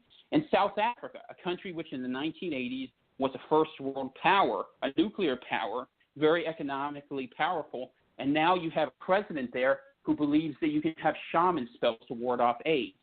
So to me, it looks like there's more going on, and I'm curious to hear how you look at that whole assemblage. Well, that was a very detailed explanation, and I'll explain my particular perspective on that, and I'll bring you back on here in just a second. I don't think it's about race per se, and I think that's where the things get misconstrued. I don't think that it has anything to do with race other than culture. And culture can encapsulate a whole array of different races. Case in point, the Germans, for instance. Now, the Germans, many of them have traveled, and this goes back hundreds of years. I mean, they've traveled throughout the globe, and what they take with them is the cultural skills that are like embedded within them. Beer making, piano making, the different types of skills. And in my personal view, it wasn't necessarily the German race per se that enabled this particular type of skill to be enabled. It was a culture that was built within the Austrian-Hungarian Empire, which encapsulated a whole array of different cultures. Now, the flip side to that is that once certain races within the Austrian-Hungarian Empire started playing racial politics, that, in my personal opinion, was the beginning of the end. You take case in point, the Czechs. Now, what happened during, I would say, around the 1600s, going into the 1700s, the Czechs started becoming self-aware, and they started becoming auto-determined based upon a perception of Czechs being subjugated by the Austrian-Hungarian Empire itself. And with that kind of radical connotation of Czechs being suppressed, that's where you got this dissension between what would become later on in World War II the Czechoslovakians against the Germans. And in my personal opinion, the Czechs have the same skill set as the Germans. They're brewers. They have their own set of skills. They have their own level of intelligentsia. But because the intelligentsia, the intellectuals of the Czechs, utilize this idealism of racial suppression, It enabled the intellectuals of the time in the Czech areas of the Austrian-Hungarian Empire to basically cause this rift and divide, in my opinion, which ended up aiding the demise of the Austrian-Hungarian Empire itself. So, in my personal opinion, that's just one instance in which culture encapsulates a certain level of traits, whether it be trades, whether it be traditions, whether it be the production of certain things, cuisine, that sort of thing. And I don't particularly fall for this idea that it's race. I think that it's cultural related. There was an instance in which If you own a small business, it's not a question of if some hacker is going to attempt to attack your company. It's a question of when. Let cyberpolicy.com keep you safe. CyberPolicy is the first end-to-end solution that combines cyber planning, security, and insurance. With CyberPolicy, your business will be protected against cyber attacks for as little as 40 cents a day. Visit cyberpolicy.com today and get a quote in just 4 minutes. cyberpolicy.com. If we take a look at the English, their culture went from, that's what they're called the British. You know what I mean? They're very Brit. They derive from the Vikings. They went from that into evolving into the well-renowned, proper, eloquent British nobility. Everybody wanted to be proper. I mean, they were the ones that created the idea of a gentleman. And the British in Britain at the time in which the British gentleman was prevalent, and this was around the same time of the Enlightenment, the same time I was discussing about the Czechs and its dissension with the Austrian-Hungarian Empire, 16 to 1700s, this encapsulated a whole group of different white variants of race. So I don't think it's race. I think it has to do with culture based upon one's upbringing in a geopolitical area. And based upon the dominance of that culture in that geopolitical area, one is able to accumulate skills and certain levels of ideas in which they replicate, duplicate, if not build upon, as that individual growing up in that culture, whatever race they might be, ends up evolving to. I don't think it has anything to do with a race. Now, people talk about Africa. Let me explain about Africa here. I personally believe that Africa has been personally exploited for a long period of time. Now, you're talking about South Africa, how South Africa was actually a very prevalent power, and I'm assuming you were talking about apartheid. Now, the only reason apartheid was able to work was because it was a government-enforced separation of two races. The problem is that the political idea of separating, and complete and utter separation of blacks from South African whites, worked in theory as it pertains to the social and political ramifications, but it did not work as it pertains to the economical ramifications. And the proof is why apartheid disintegrated it to begin with. Because what the apartheid ended up enabling happening is the same thing that's happening in the immigration situation both here and in Europe. They're bringing in the blacks in South Africa. This is what happened. They brought in the blacks that were supposed to be separate from the whites. Okay? They brought them into the factories for cheaper labor. And through that particular economic exchange, it was inevitable that once the blacks in the apartheid-separated areas started making a little money, they wanted a little bit more social and political freedom. All right? So, with all due respect, when you start making it about race, it doesn't work. It doesn't work, and it never has worked. And even in instances where it did, let's just say for the case of argument, Germany, World War II.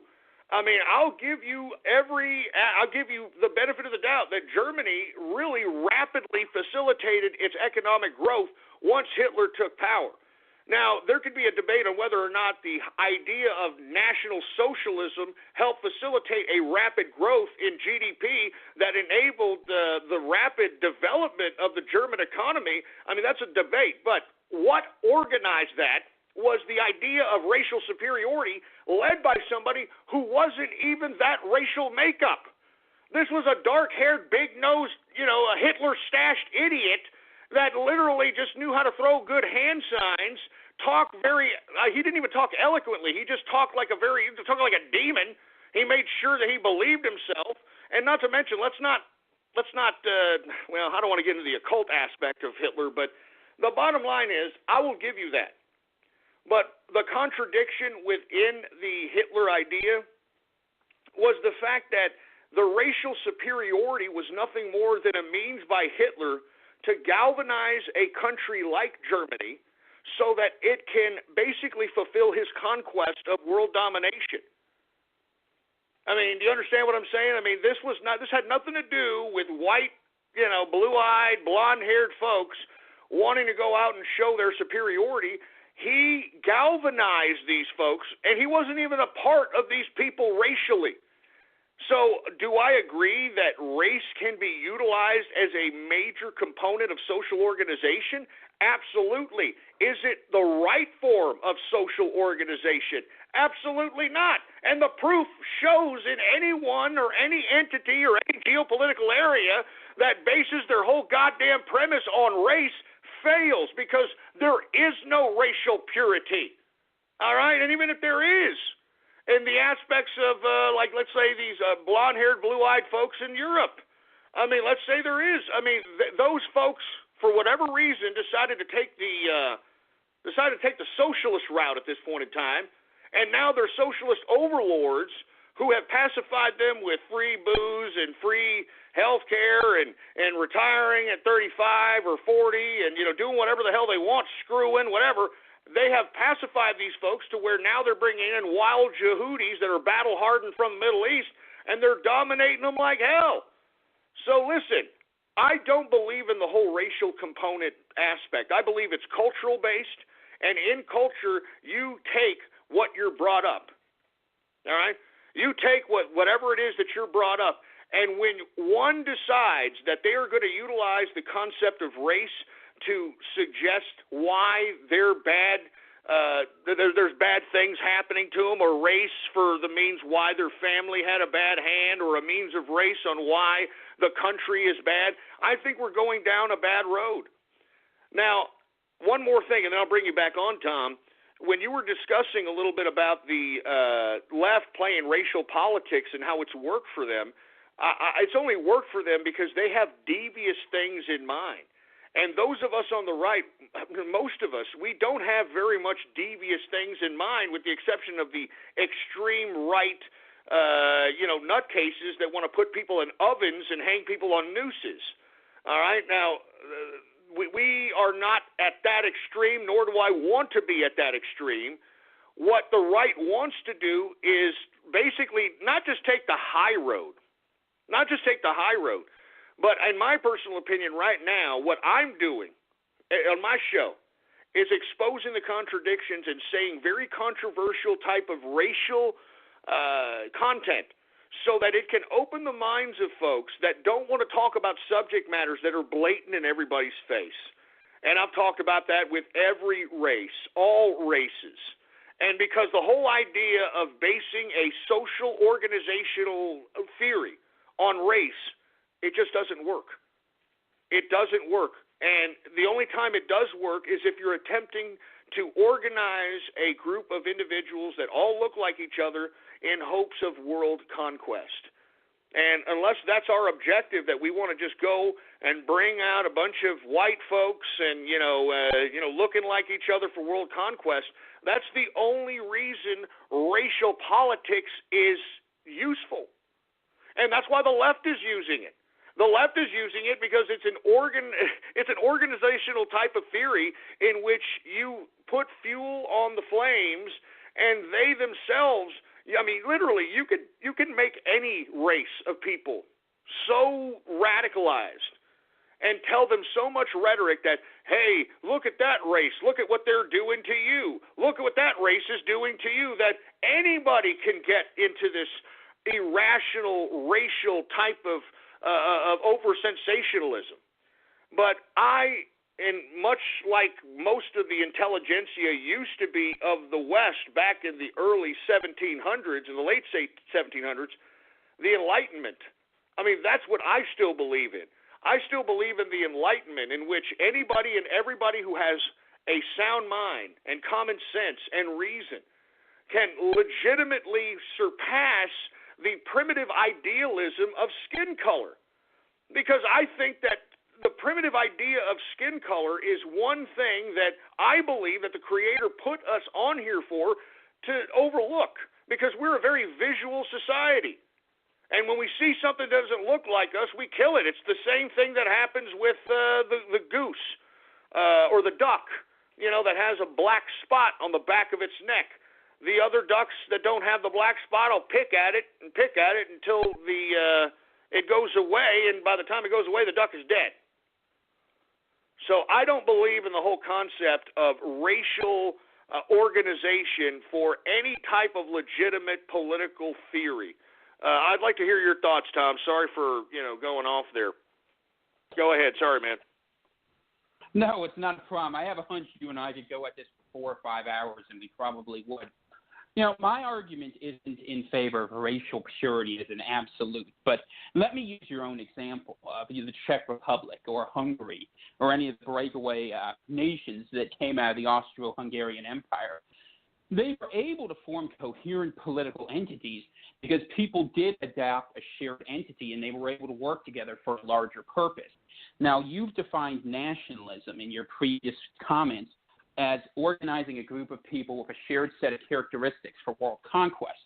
But I would take umbrage with the last statement, saying that a nation that wants to organize its own people... Let me interrupt you there, man. I don't believe nationalism is an organization of world conquest. I said that utilizing race as an organizational force to organize a group of people, the only means that ends with that type of theory is world conquest. Now, nationalism is completely different. I mean, we can talk about nationalism. It doesn't necessarily have to incorporate race per se, but nationalism itself can be just as dangerous.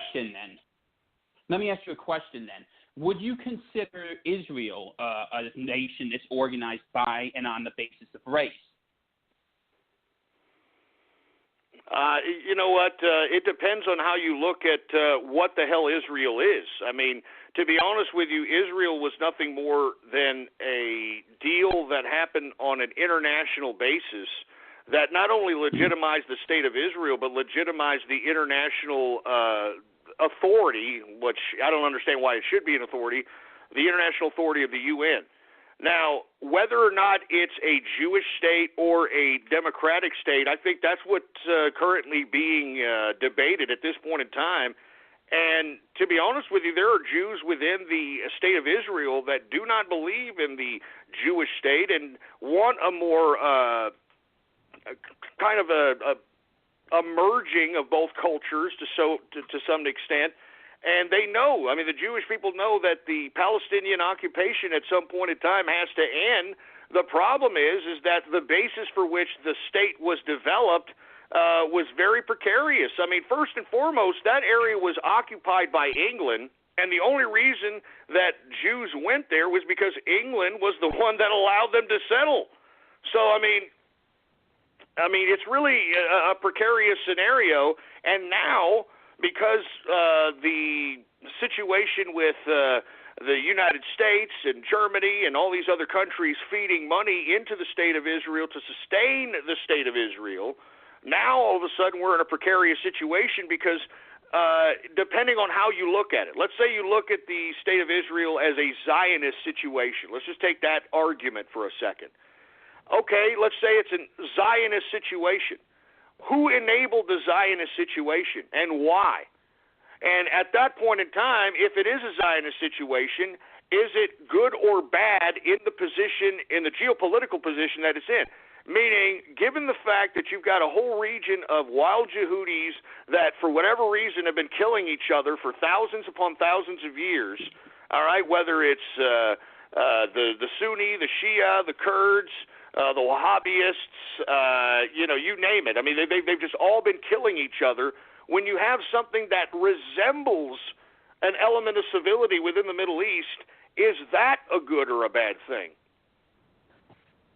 Well, my answer to that is it depends on what you're looking for, right? But here's what I would wonder. Let's say that Israel, I mean, we know Israel has two choices. One choice is they remain a one-state, so you have a two-state solution where they retain their culture, which you've identified as critical, and their culture that they identify with race. And I think to try to extricate race and culture is very tricky because people identify race by culture. You've made the point yourself, I think eloquently, that, race is something that entirely is seen and is developed as a part of culture. And those words are sometimes interchangeable and sometimes not. But let's look at the alternative scenario, which let me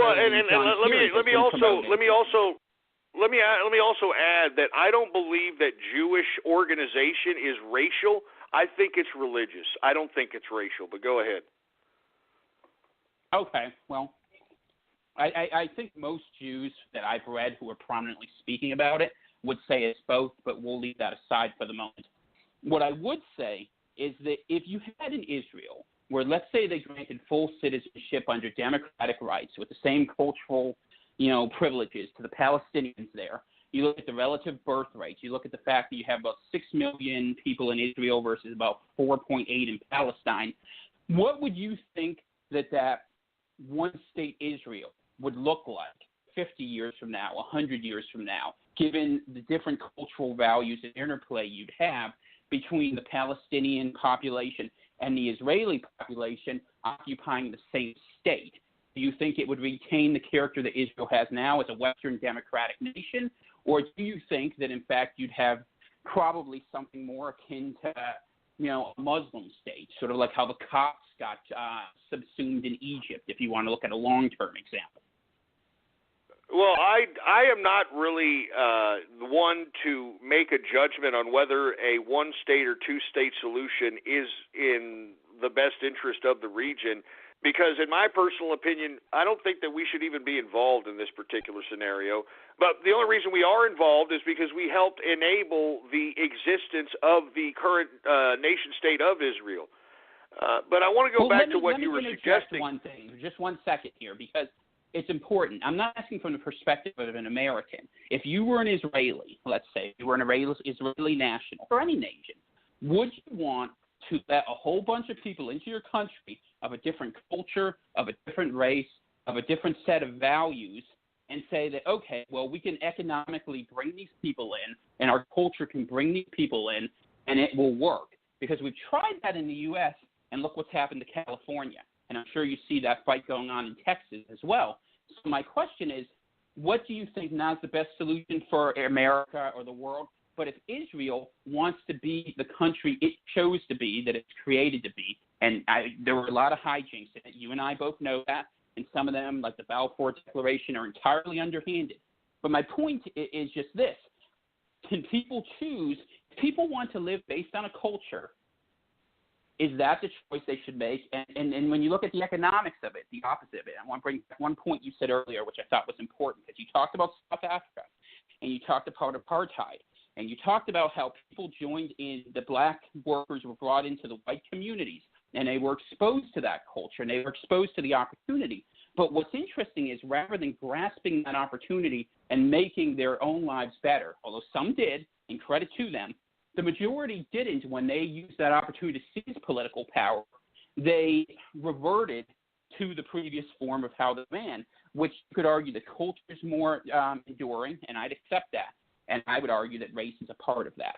That's just my opinion. You and I can disagree. Well, I don't think that the black race is a very good example to suggest, hey, they reverted back to this, because that's what we conditioned the black folks to be. I mean, if we go back to the South, we maintain, and not just the South, the North as well. I mean, once, we started ridding the idea of slaves not because people were against it. It was at some point no longer economically viable. It was just at the time the industrialists wanted to overtake the agrarian economy and basically turned the whole United States into an industrialist nation, which ended up working good in the long run. But the point I'm trying to make is black folks for many generations were taught not to be anything.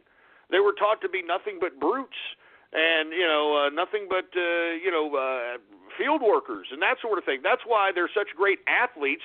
I don't care how people interpret that's racist or not. It is years of genetic inbreeding within the black demographic of this country that enables them to be physically superior, and the reason they're physically superior is because they worked. And the white folks, and hell, there was black slave owners too. I mean, it just depends on your position in life and how you played your life and how you played your cards in life, so on and so forth. But they purposely made sure that these people didn't read, they didn't write.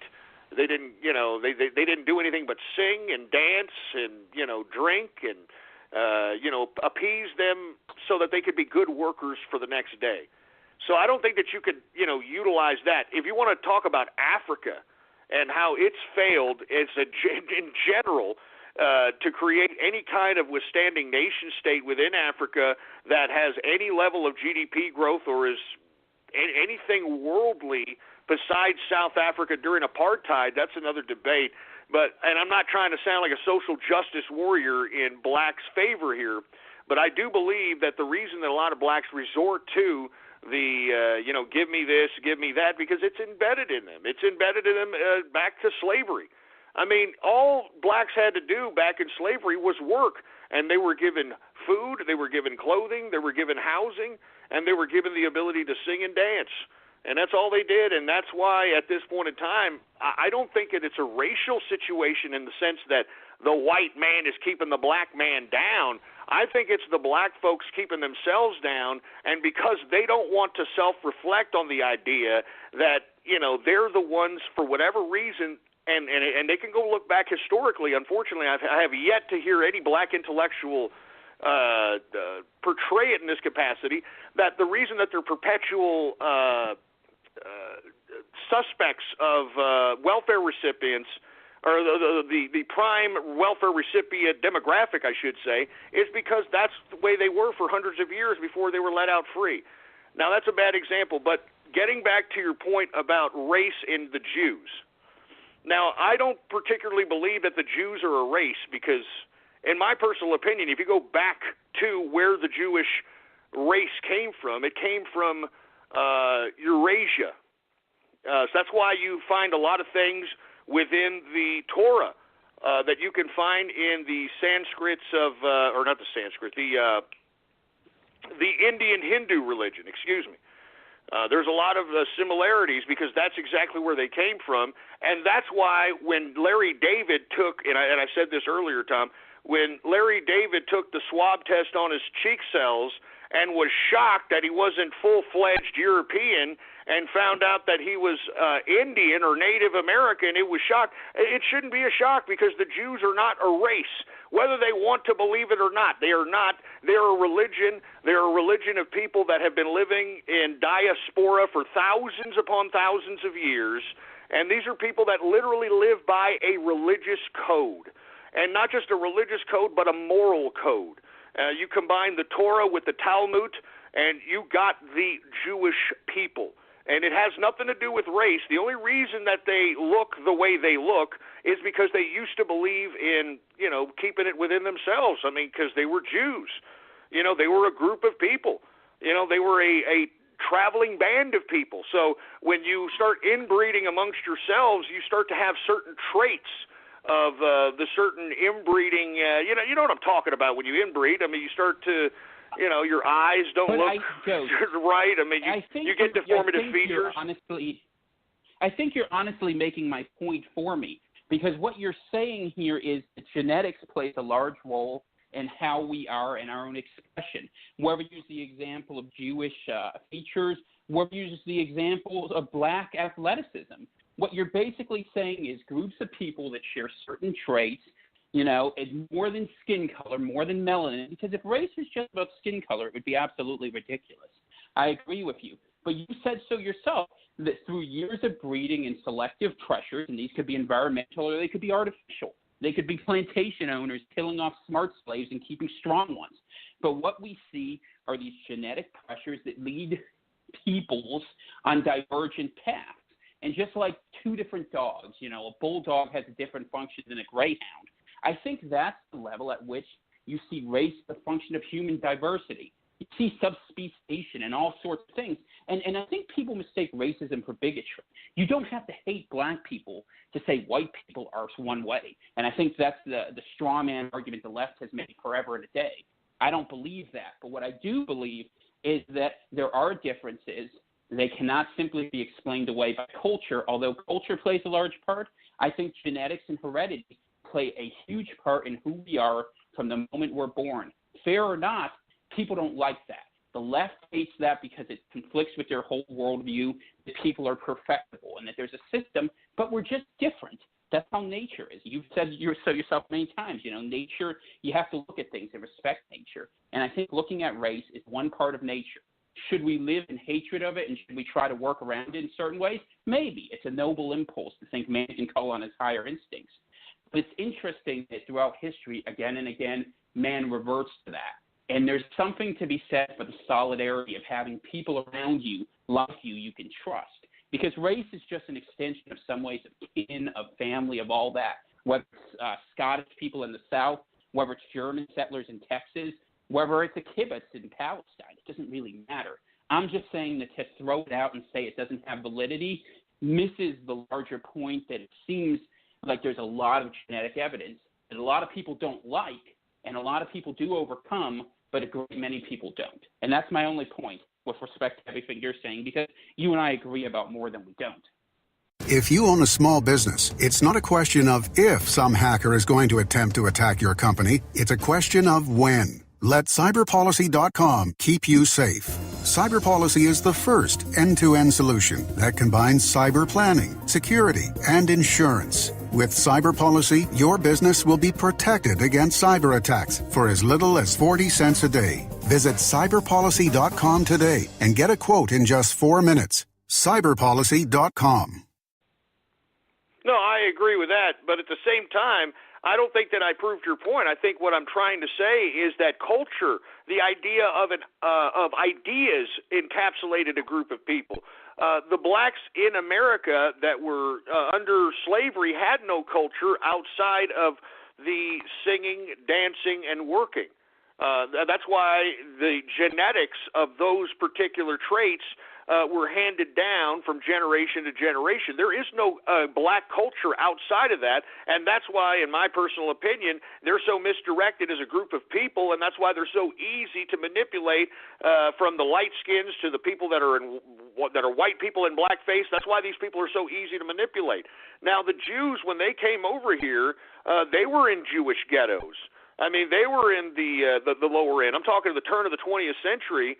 If we take a look, I mean, there's studies that have been done on this. As a matter of fact, Thomas Sowell, who recently stopped doing his article, he wrote a book about this particular anomaly in which showing that poverty or being put into certain scenarios doesn't necessarily mean that you are going to be subjugated to that poverty or you're going to be subjugated to that environment.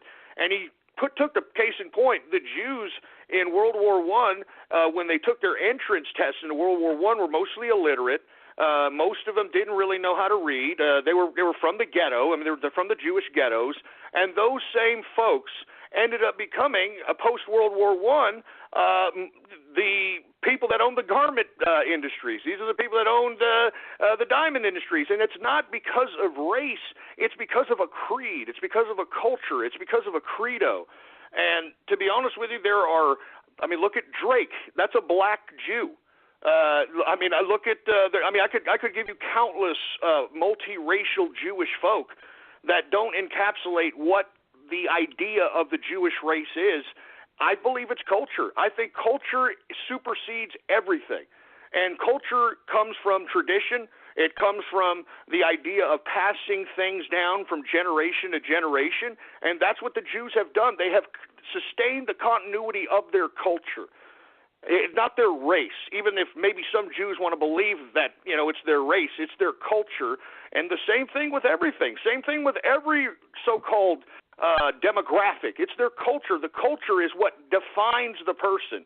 And when you have no culture, when you have nothing, hence that's communism, and that's a perfect ripe opportunity for some dictator to come in and say, hey, I'm your family, I'm your culture, I'm this, I'm that. So I believe that culture should be embraced, but race as a definitive idea of social organization, I just think it's always constantly proven a failure. And, I think we could, agree to disagree, but interesting conversation, man. Do you want to say any last words? I don't want to, just kind of cut you off there. Go ahead.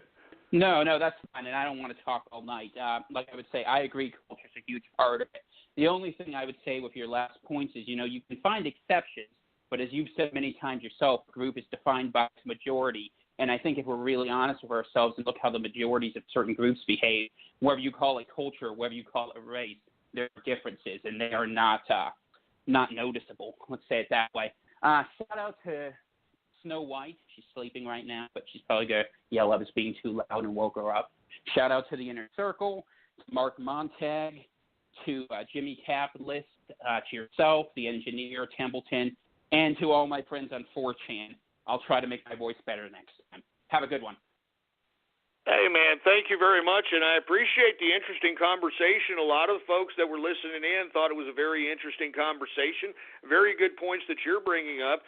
But me personally, I just think that race in general is not a means of social order. And the times that it has been, it's short-lived. It's just the way it is. In my personal opinion, the folks that typically utilize race as a means of social organization are typically not the race that they're trying to socially organize, man. So anyway, let's move on, folks. Very, very good conversation. Thank you very much, Tom, for calling in. I appreciate the conversation, man. This was pretty good. I didn't realize we were on this topic for a good long time. So without any further ado, let's go ahead and take a couple more callers here for this Baller Friday free format edition. We're discussing anything that you want to discuss, talking about anything you want to talk about. So if you want to discuss something with us, give us a call right now at 563-999-3791 is the number to call here.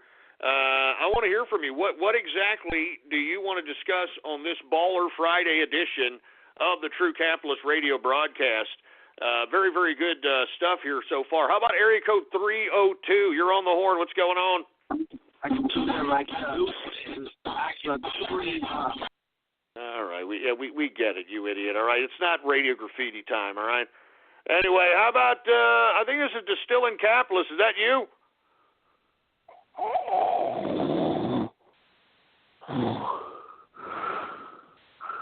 Well, obviously not. That's not him. It's obviously somebody taking a dump or something. Look, why don't you go and wait for radio graffiti, all right, you stupid little dumb twat morons, all right? This is grown folks stuff that we're talking about out here. I know that it's probably going over your dumbass heads, for Christ's sake. So anyway, look, this is what we're going to do here, all right? We're going to take the next 5 to 10 minutes, and we're going to take some Twitter questions at this point in time, because all I'm looking at is a bunch of idiot trolls here on the switchboard, and I'm not going to sit here and pick up and continue to do this until radio graffiti, all right? All right, you idiot trolls need to have a goddamn little bit of patience, you stupid, dumb, Pop-Tart eating, fat, jelly-ass, freckle-faced, four-eyed, beaten stepchild. Anyway, I'm going to go ahead and take any kind of Twitter questions right now. All you got to do is tweet me a question right now at PoliticsGhost. All one word, no underscores, PoliticsGhost. And we'll go ahead and we'll discuss anything you want to discuss here for the next 5 to 10 minutes before radio graffiti. All right. Anyway, do you participate in the traditions of New Year's resolutions? No, not really. No, I don't really do that. Hey, Templeton, what the hell's your problem? I guess Templeton didn't like that question. I don't know what the hell his problem is. Who else do we got here? What's the price of the last 50 slots of the Inner Circle? Well, I'm not really too sure about that, man. All right, I'm not really too sure about that. What happened to Flight 93? You're talking about the one over Shanksville that was shot down. It was blatantly shot down. There was no debris. on the ground there. No bodies, nothing. All right, so it was either shot down or I don't know what the hell. I don't know what the hell happened. What do I feel about interracial relationships? You know, I mean, it is what it is. I just think that people need to understand that the clashing of cultures are definitely going to affect their family relations, that's for sure. But they're starting to make some pretty decent quarterbacks, some of these interracial. Did you see Dax Prescott, baby? That's what I'm talking about. Anyway, let me continue going here. Once again, you want to ask a question, just tweet me the question right now, all right? Did Putin play it smart by not sanctioning the U.S. ambassadors of Russia? Absolutely. Are you kidding me? I'm glad that somebody brought that up. Vladimir Putin is not taking the bait from the Democrats. And let me tell you, I am glad that he isn't. You know, because what Obama was trying to do, he was trying to provoke some level of nuclear confrontation with Russia by expelling these damn Russian diplomats, closing the Russian compounds, and Putin didn't take the bait, baby. He didn't take it. He didn't take it, baby. He did not take it, and to be honest with you, I'm loving every minute of it. You know what I'm saying? Obama, you got to get the hell out of the White House. All right? You're not going to provoke World War III. And let me tell you, I'd be worried right now, folks, because he may enact these goddamn Black Lives Matter riots. You know, there may be some kind of false flag that happened, some kind of mass shooting. Something may happen this weekend, folks, all right? Or some kind of wild Yehudi bombing on New Year's Eve, all right? Be aware of that. And if it does happen, don't be shocked. Be expecting it, because this goddamn mulatto does not want to leave the presidency, all right? He does not want to leave the presidency, for Christ's sake. Who do I think was responsible for 9/11? Whoa. Man, you want me to drop some red pills up in here? Well, if you want my personal opinion, I think it was George W. Bush Sr., in collusion with a lot of different secret factions within the United States intelligence agencies in conjunction with Saudi Arabia. Now, that's why the 28 pages that everybody wanted to see released, all right, those 28 pages were heavily redacted because they don't want to show Saudi Arabia's involvement in that particular ordeal. Now, why did they do it? They did it, folks, so that they can fulfill the globalist agenda of the world of civilizations, to sustain the credibility of the United Nations. That's why they did it, folks. All right. I mean, I don't know how much more you have to know this. I mean, what is it? George H.W. Bush's brother was running security at the World Trade Center at the time. George H.W. Bush was president at the time. I mean, come on. I mean, you take a look at where the Pentagon was hit. Where the Pentagon was hit, it was hit in the area that kept the records of the billions of dollars that were missing. That was announced by Rumsfeld the day before 9/11. All right. That there was billions upon billions missing in the Defense Department, and guess where whatever missile or drone or whatever the hell hit the Pentagon, it hit the area that had all the records. Yeah. Oh, God. So anyway, listen, the only reason I say this is because if you take a look at George W. Bush during the time that he was told that America was under attack, this guy looked like he was scared crapless. I mean, he literally did not know what to do. I mean, he just sat there, and this was a man that literally did not know what the hell to do. He was looking around, being told. He wanted somebody to tell him what to do.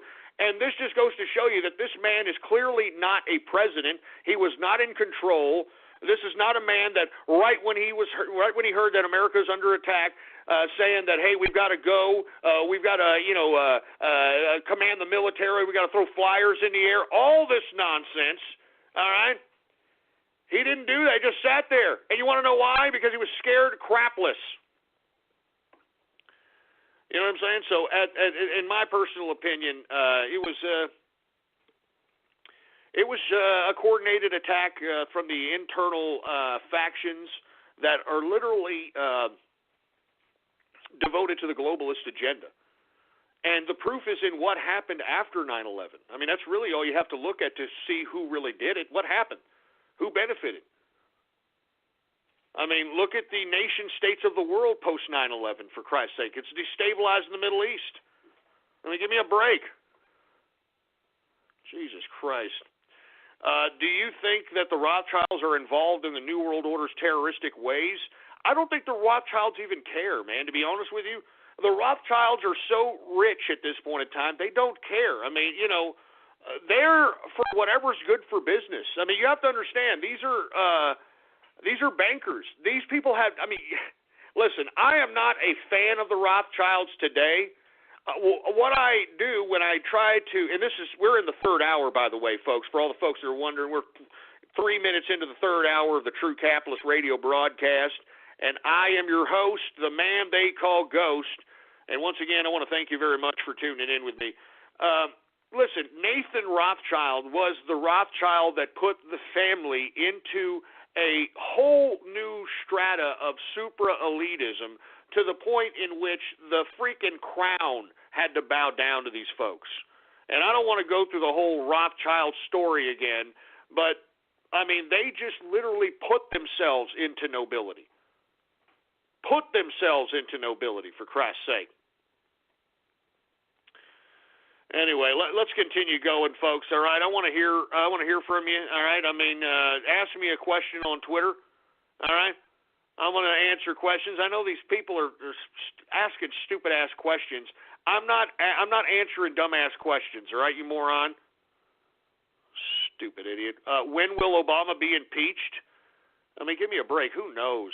Who knows? And hey, Billy Cossack, what's going on? Quote unquote, the angel is next. He knows about the story of what happened when George W. Bush, was told that America was under attack. Not only did he not know what to do, this idiot was on Air Force One, and he didn't want the military to know where he was. Do y'all remember that? He was just flying around in the air because he was scared crapless, and literally he got a message from the internal putsch faction of the secret government that basically told George W. Bush that, hey, you're either going to do this and do this and do this. If not, we've got, and let me tell you, I'm not repeating this story. All right, I'm not repeating this. Anyway, listen. I'm going to go ahead and take a swig of this. I'm not going to say what the name of the scotch is, but I'm going to take a swig of this.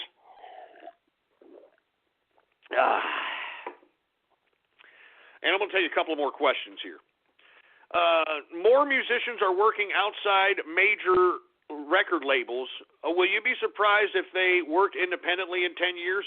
They're working independently now, man. I mean, seriously, if you have really good talent, all you have to do is put yourself on, obviously, a studio recorded, it has to be a decent song, and then put it on the internet in video form, and you're in, man. I mean, if you're really good, the freaking market will find you. And when the market finds you, that's when you can just you can create your own musician dream, man. It's not that hard anymore. You are in control of media, but you can't make it a lame ass video. You got to make it.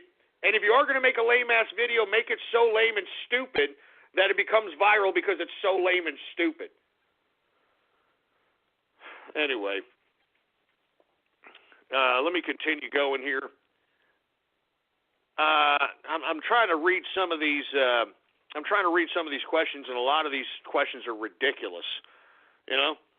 Getting started in the stock market. Well, all you got to do is just open up a brokerage account, throw some money in there, and you're in the market. All you got to do is just figure out what you want to buy. You want to buy low, sell high. You got it. Anyway, folks, I'm going to take a couple more of these, and that's it. Is InfoWars controlled opposition? It's very interesting that you asked that because Alex Jones is acting a little fishy nowadays. You know what I'm saying? I mean, trying to act a little bit fishy nowadays, and I don't know, man. I don't know what Bill Hicks is doing anymore. I mean, Alex Jones. I'm sorry. I don't know what Alex Jones is doing anymore. All right. Is 2017 a good time to change my career to trucking? Well, I think trucking is always going to be in demand, man. It's always going to be in demand. I mean, it's all there is to it. I mean, you're always going to need to transport goods. You know, goods are going to need to go from one place to another. It's all there is to it. Serious question. Do you think that there's a high chance of an assassination attempt on Trump in the few weeks? Will Obama allow it? I don't think it's up to Obama because, listen, Obama is nothing more than an imbecilic Manchurian candidate for the independent factions within the secret intelligence agencies to prop up. All right? I mean, that's all he is. That's why we don't know anything about this son of a bitch. You know, I find it funny that we allowed this son of a bitch to be elected twice, and we don't even know who the hell he is. You know? We don't even know who the hell he is. But I would be praying for Donald Trump, folks, because Donald Trump is taking his own life in his hands. I've been saying this from day one. And I think that we need to pray for Donald Trump. We need to make sure that he's safe. That's why this man is keeping his own private security around him. I'm serious. He's keeping his own private security around him, and I don't blame him, man. I don't blame him. Worst American generation, baby boomers or millennials? Baby boomers, hands down. Millennials are nothing more than the product of the baby boomers, and the only reason that they're so stupid is because the baby boomers made them that way, because let's be honest, the whole reason why mommy and daddy want you to live in a basement or on the couch or in your old room is so that when they're old gas bags needing their bedpans changed, you're not going to want to throw them into an old folks home because you're going to take care of them because they pay the bills. All right, give me a break. That's all this is about. Jesus Christ, man. Let me see here. I'm going to continue going here. Stop talking to conspiracies. The broadcast is tapped. We're hearing those beeping noises. Well, you know what? I probably am tapped, all right? I'm telling you, whenever I go outside and smoke a cigar, I see drones in the sky, baby. You understand that? I see drones in the sky. How bad will the blowback be when Trump starts deporting people? I don't think it'll be that bad. All you got to do is just cut funding to sanctuary cities, and before you know it, make the economic situation so uncomfortable that these folks will start leaving. I mean, you know, if you don't give them an opportunity to make money in this country, they'll leave on their own. You don't even need to deport these people. They'll leave themselves. They'll leave themselves, for Christ's sake. Who was the worst U.S. president in history other than Obama?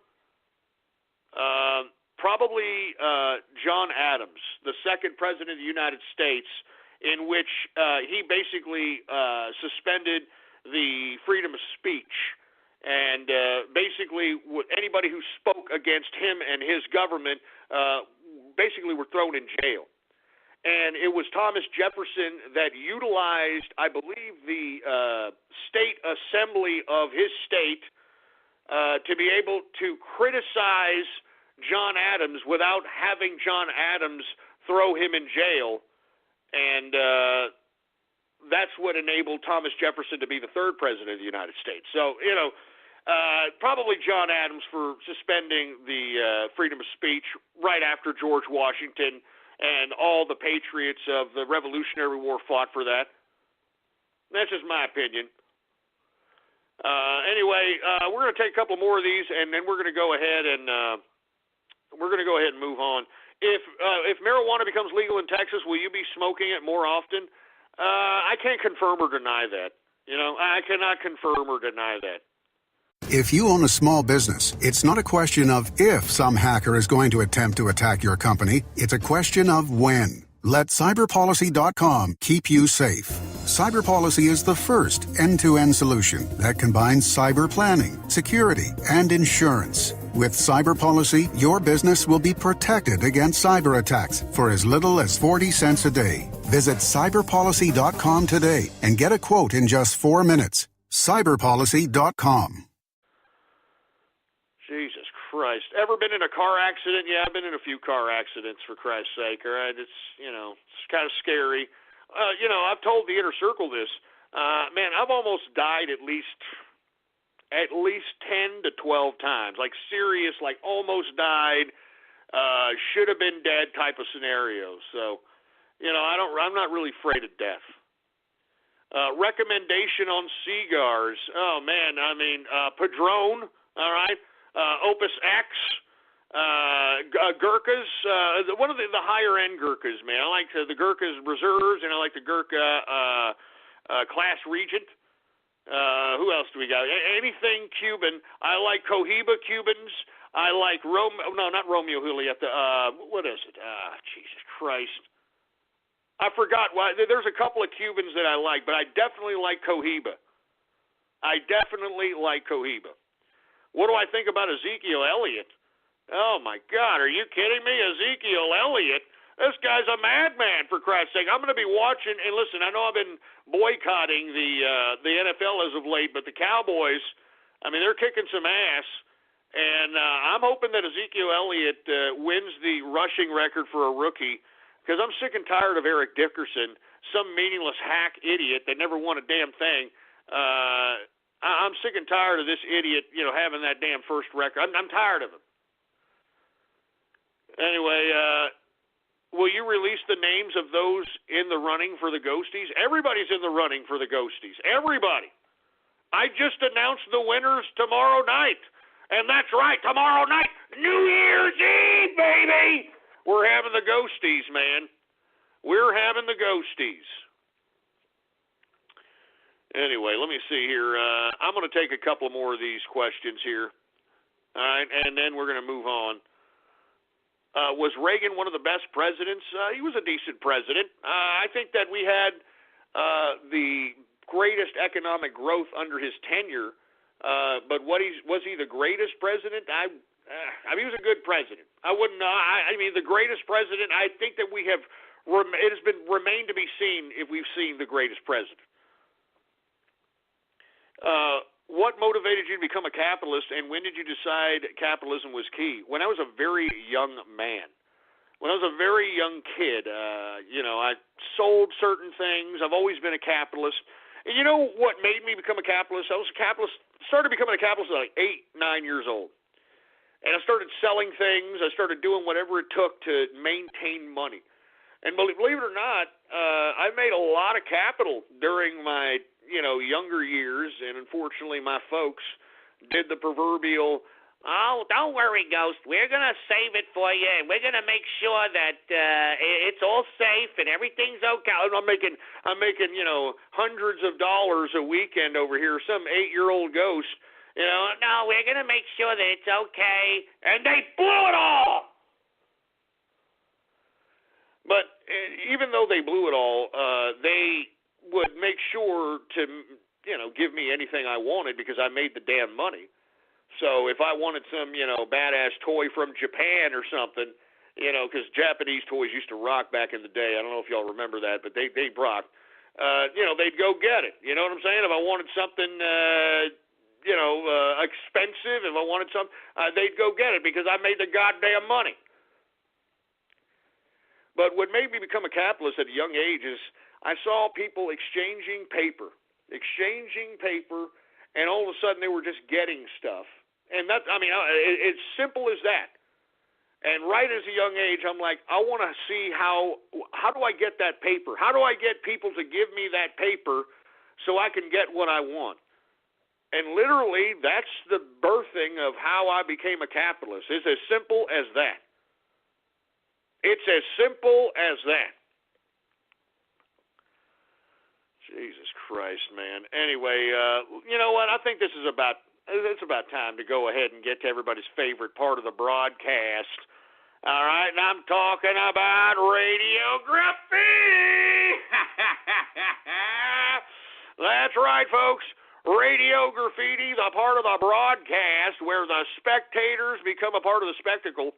All you got to do is give me a call right now, at 563-999-3791. And when I call on your area code, you've got exactly 3 to 4 seconds to say whatever it is that's on your mind. That's why we call this Radio Graffiti, all right? And once again, folks, I want to remind everybody the 50 Inner Circle slots will be put up today at ghost.market, all right? It'll be sometime tonight, all right? And I'll tweet it out on my Twitter account, Politics Ghost, when those 50 slots are available. Let me tell you something. We're trying to recruit not just people in the inner circle, but into the serious triangle within the inner circle. We want serious inner circle members up in here, boy. It's all about making capital, baby. It's about making money. It's about being a capitalist, baby. Anyway, with that being said, let's go ahead. Do we have any Radio Graffiti callers, engineer? All right, well, let's go ahead and get to Radio Graffiti right now. All right, who do we got going on here? Anonymous Radio Graffiti. Hey, boy, I got a proposition for you. How'd you like to play with Cleveland Jr.? You'll love him. Shut up. Look, it's not going to be a meme, you morons. Anonymous Radio Graffiti. Twilly Atkins Radio Graffiti. There's a goddamn brony revolution happening right before your goddamn eyes. I got it. I'm going to turn Donald Trump into a goddamn brony. That's what I'll do. Well, you know, and I will say I really like him. This is very different and terrific.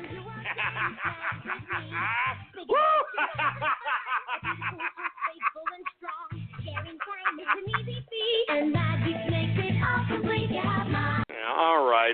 That's enough of this brony crap. And, oh, man, you know, somebody here in the capitalist army isn't joking around, baby. Here is somebody taking a picture of himself burning a Koran here.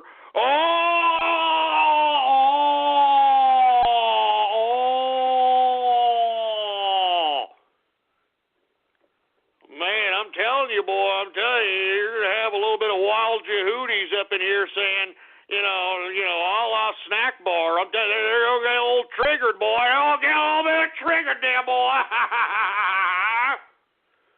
Anyway, we got 817 Radio Graffiti.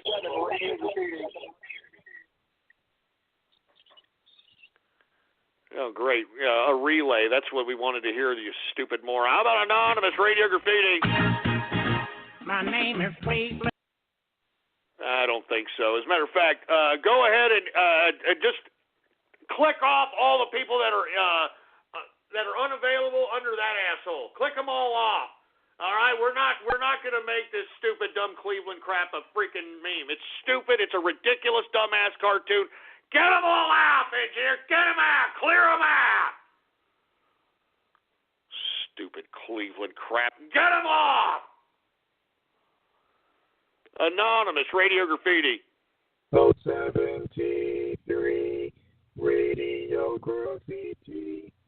I'll have 2 number 9s, a number 9 large, a number 6 with extra tip, number 7, 2 number 45s, 1 with cheese, large soda, number 9 large, extra tip, 2 number 45s. I'll have 2 number 9, 3 number 9 large, dip, extra dip.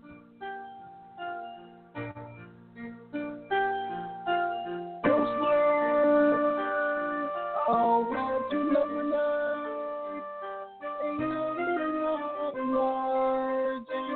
All right. I mean, give me a break. I mean, you guys got way too much time on your hands. I mean, good God. Good God. How about Distilling Capitalist Radio Graffiti? Hey, buddy, just wanted to say, sorry, my voice is gone. Just wanted to say sorry for not being present for the last couple shows. Oh, man, you all right, man? I've had a big few nights. Oh man, I hope everything's going okay for you, man. You ill to any capacity? Oh, not particularly, mate. Just yeah, I've had a big few nights. Oh, so you've been partying a little bit. Oh man, for the last 4 days straight. We went fishing on a charter boat. Went camping. Yeah, it's been pretty good, man. Oh, well, that's awesome, man. I mean, you're going out the 2016 with a bang, man. You want to give anybody a shout out? Oh, just the usual inner circle, mate. Yourself, the missus, the engineer, Templeton. Thanks for putting on a good year, mate, and we're looking forward to next year. Hey, man, thank you very much as well for listening and being a part of the inner circle. And it's good to hear that you're out there partying hard out there in Australia, baby. Woo! Capitalists all throughout the world. Oh, man, I'm loving it. I'm telling you that right goddamn now. How about anonymous radio graffiti? No NATO sanctions could save Ghost now as Vladimir Putin's rapidly expanding missile crisis Mitvon drilled into his expansive oil pipeline. Save me, George Soros, the uneducated American pleaded before he was ball-gagged with a potato, which was grown in Russian farmland that was as cold as his wife's vagina, but not as barren or diseased. The Iron Curtain of Ghost's anus was giving in to the Marxist man-meat of penal propaganda, like the educational system of the United States. Now, just get this sick twitch. Jesus Christ! I mean, what kind of sick, twisted crap is that? How much time do you sick little perverts have on your hands? I mean, seriously, how much time do you sick, twisted perverts have? For Christ's sake, good God. Oh, my God, you sick, fed, thick fruit bastards, God damn it. Give me the mic. Give me the mic. Jesus Christ, you're sick. You're sick. Jesus Christ. 239, Radio Graffiti. Down. I've always had a thing for pushing these streets. And I just got a thing you won't find in the magazine.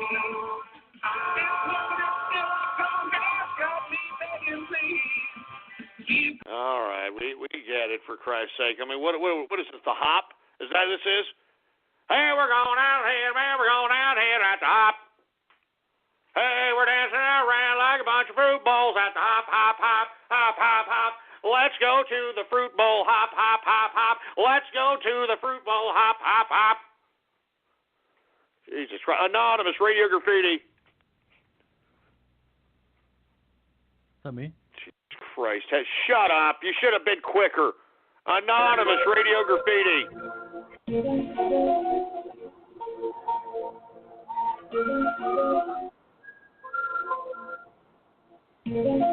Okay, great. Yeah, we're very proud of you. All right, great. 267 Radio Graffiti. Hello, Ghost. It's Eeyore again. Would you like to join Karaskin, Tub Guy, and I in a game of strip poker? I'm not exactly sure how to play, but I have 4 jacks, and Tub Guy says that means I have to jack off in his tub 4 times. Also, I bet my tail to Karaskin, and he won it. Can I borrow your wheelchair? I need something else to bet on the table, and you won't be needing it, since your ass is already molded to Donald Trump's dick. You son of a bitch and stupid donkey bastard! I'd kick your donkey ass, you stupid little fruit bowl! I'd kick your Donald Trump hating donkey ass, Eeyore! Son of a bitch, you think it's funny, huh? You think you're so cute, don't you? Yeah, well, shove it up your donkey-loving ass. I bet you, I wouldn't be surprised if that son of a bitch is being paid by the DNC right goddamn now. Jesus Christ. You know what, give me the mic. Give me the mic. Give me the damn mic. Freaking Eeyore, you son of a bitch. You son of a bitch. 281 Radio Graffiti. Hey, pal, don't fuck with me, all right? What the hell did you just say? Don't fuck with me, pal. You know who the fuck you're talking to, the Italian Mafia. Oh, yeah, you sound really Italian, for Christ's sake. Jesus Christ, are you kidding me? You sound as Italian as spaghetti with weenies, all right? A real Italian treat. Stupid fruit bowl. How about 973 Radio Graffiti?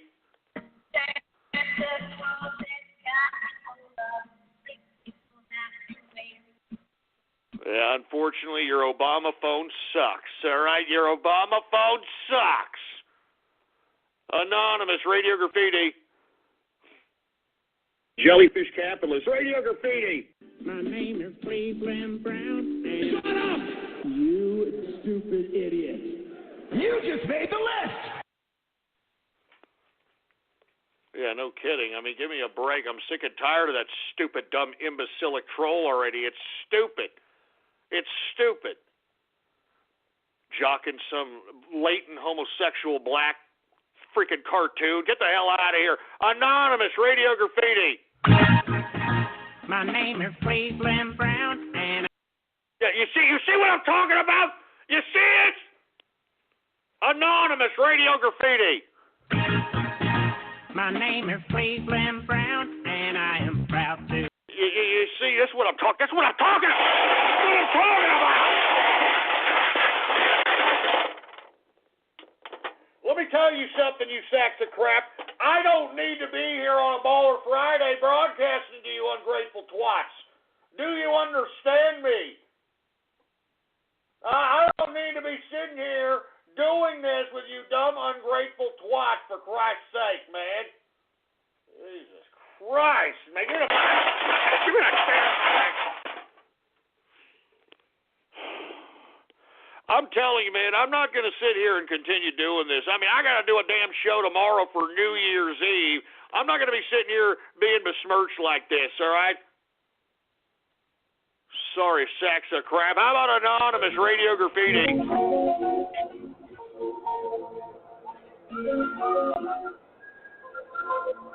All right, great. That's, I'm very proud of you, for Christ's sake. Man, you guys are getting unoriginal. I'll tell you that right damn now. 631 Radio Graffiti. Well, if it is a Casper the Friendly Ghost, don't let me go to Texas and slap the pork chops out your fat ass. Shut up, and don't call me Casper again, all right, brother? Don't call me Casper again. I don't like being called Casper. It's a fruity little ghost, and he should get his ass kicked, all right? How about 224 Radio Graffiti? Nigga. All right. Shut that crap up. Shut up. Jesus Christ, man. Anonymous Radio Graffiti. I'm telling you, this guy, this Garment the Frog, is a good piece of ass. Shut up. I never said that crap. I never said that. That's a splice, and everybody knows it. How about 713 Radio Graffiti? Hey, Ghost, what's going on, man? Everything all right? Yeah, I'm trying to be all right. How about you, man? Well, I wanted to ask you, is there any Ghosty Award for Best Host of the Year? Shut up. Get this idiot out of here. I'm the host, jack off. I'm the talent. Me, so shut up. Know what you're freaking trying to do there, boy. How about Anonymous Radio Graffiti? Shut up. I never said that. I never said that. Just shut up and don't call me Casper again, all right, brother? Don't call me Casper again. I don't like being called Casper. It's a pretty little ghost, and he's getting his ass kicked. Have a damn show tomorrow for New Year's Eve. I'm not going to be sitting here being besmirched like this, all right? I don't need to be sitting here doing this. Man, listen, I just said that, and what are y'all auto-tunesing me now? Is that it? You're auto-tunesing me, you son of a bitch?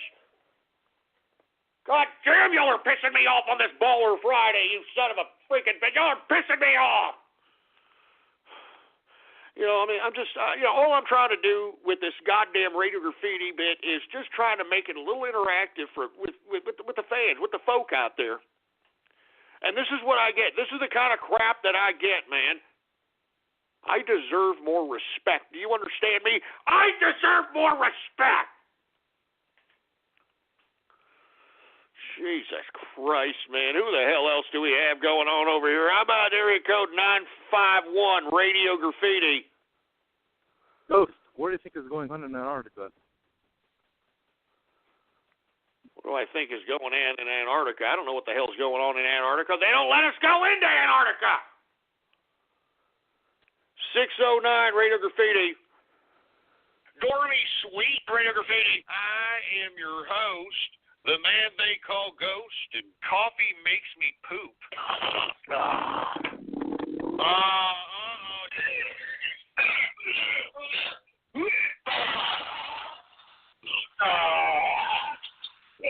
Jesus Christ, did you hear that crap? Did you hear that? Oh, my God. It stinks. Man, that's not funny. I knew it. I knew there was a reason you morons were having me saying all this stupid, useless, ridiculous crap during Twitter shout-outs. I knew it, man. I knew it. Man, I'm telling you, listen, I'm going to end this goddamn broadcast if you keep messing with me. All right, you keep messing with me and messing with me and messing with me and messing with me. I'm going to end this goddamn broadcast faster than you can say, no.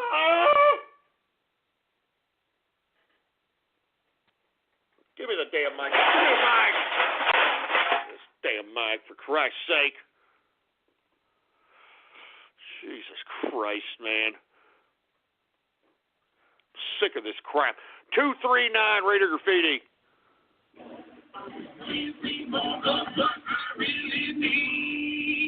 Cause there is no cock like horse cock. Send your asshole into shock. You need horse cock, a horse cock. Grab the loop and slam the day away. Jesus Christ, shut up, you moron. Just shut up. Good God. How about Anonymous Radio Graffiti?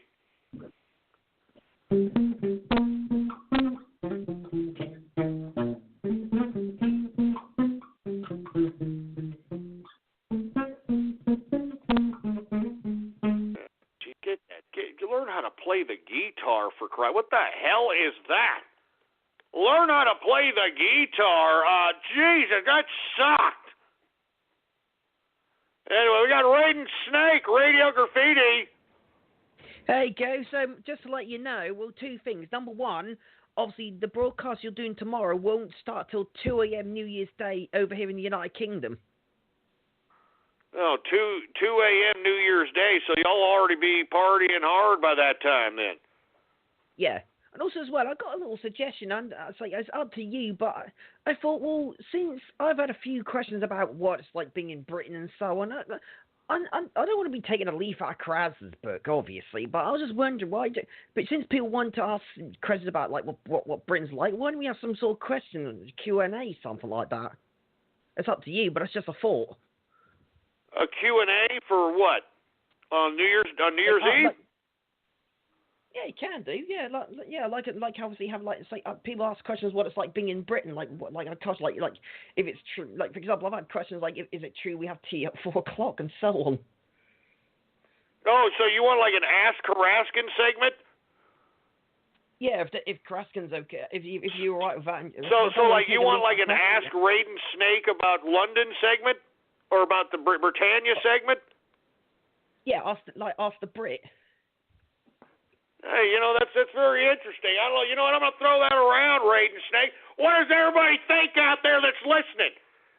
Everybody want to hear Ask Raiden Snake about Britain or about Britannia? Ask Raiden Snake about Britannia. Give me some input right now. That's a very interesting suggestion there, Raiden Snake, all right? How about Anonymous Radio Graffiti? If you own a small business, it's not a question of if some hacker is going to attempt to attack your company. It's a question of when. Let cyberpolicy.com keep you safe. CyberPolicy is the first end-to-end solution that combines cyber planning, security, and insurance. With CyberPolicy, your business will be protected against cyber attacks for as little as 40 cents a day. Visit cyberpolicy.com today and get a quote in just 4 minutes. cyberpolicy.com. If you own a small business, it's not a question of if some hacker is going to attempt to attack your company, it's a question of when. Let cyberpolicy.com keep you safe. CyberPolicy is the first end-to-end solution that combines cyber planning, security, and insurance. With CyberPolicy, your business will be protected against cyber attacks for as little as 40 cents a day. Visit cyberpolicy.com today and get a quote in just 4 minutes. cyberpolicy.com.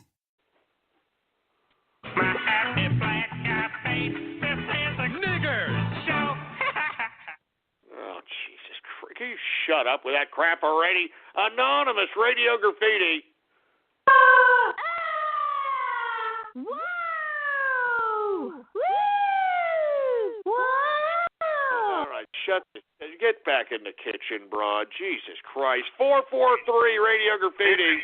Your radio. Your radio. I am your host. How can they call me your? And I'm much to the host. The jackass of depression. Give him Xanax or remove the nail from his penis.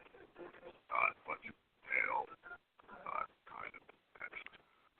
Broadcasting from his poorly built house of sticks deep in the 100-acre wood. Just my luck. And now, he'll take it from here. The sad sack of sad sacks. The donkey they call Dior. Oh, Jesus. Just shut up, all right? Just shut up.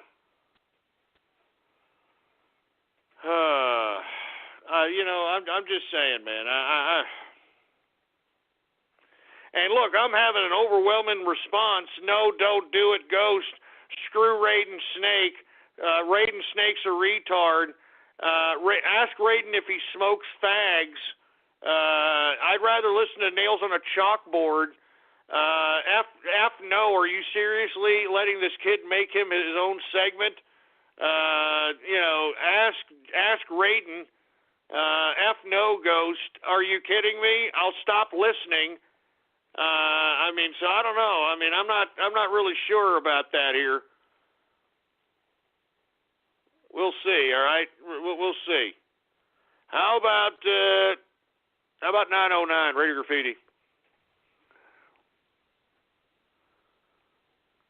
Helen Keller, deaf mute. Shut up! You took too long, you moron! Get it straight! Anonymous Radio Graffiti.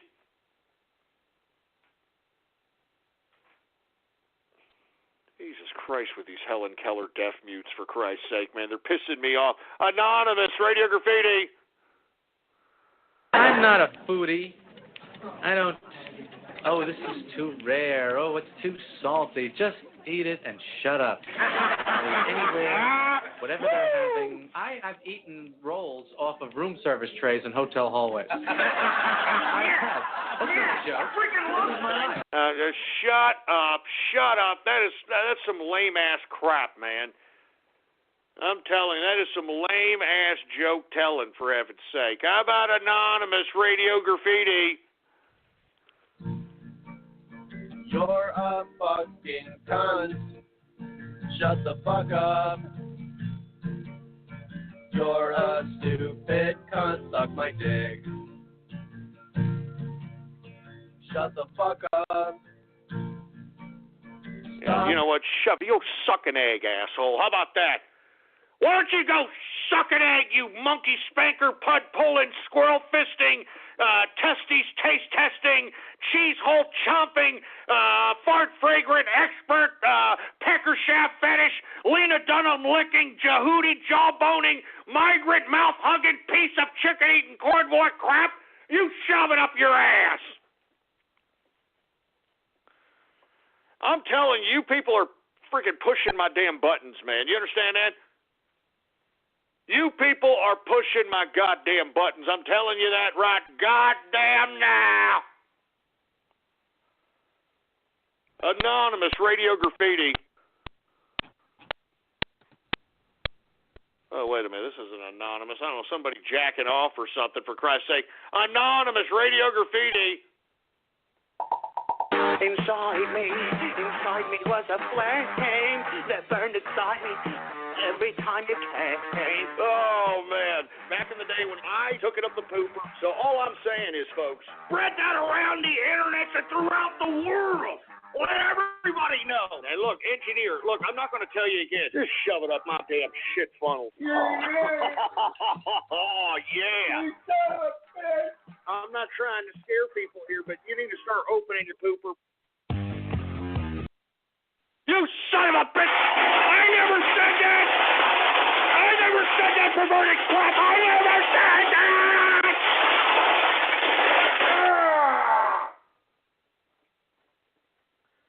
God damn it! Stop fruiting up the Bowler Friday, you fruit bowls! Stop fruiting up, man! Oh my God, man! Oh my! I can't. You son of a bitch! You son of a you people are sick, man! I'm telling you, you're getting sicker and sicker and sicker and goddamn sicker, man! Oh my God! Give me the mic! Give me the mic!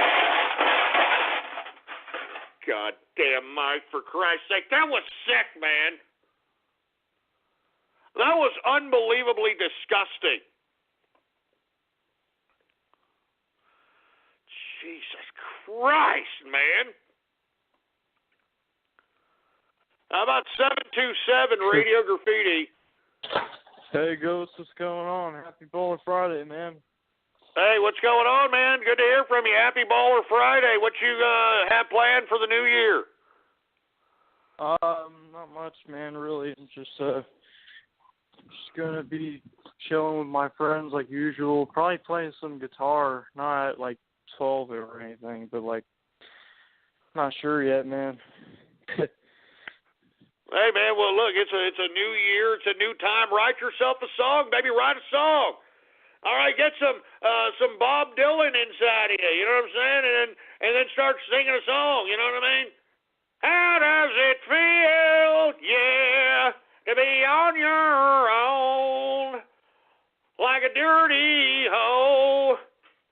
You stupid dumb asshole. You know what I mean? Just something like that. You know what I'm saying? Anyway, good luck to you. Good to hear from you, 727. How about Anonymous Radio Graffiti? Let me tell you something, you sorry sack of crap! I'm not a freaking damn it!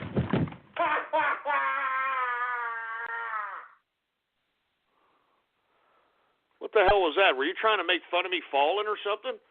Huh, you sorry sack of crap? You think it's funny if I hurt myself? What kind of fans are you? I mean, I got the kind of fans that want me hurt. They want misfortune on me. They want me dead. What kind of fans are these, man? Anonymous Radio Graffiti.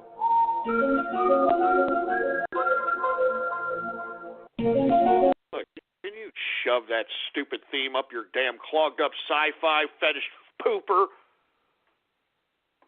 Jesus Christ, man. Who else do we got going on over here, man? Let me tell you, I'm getting tired of this crap, all right?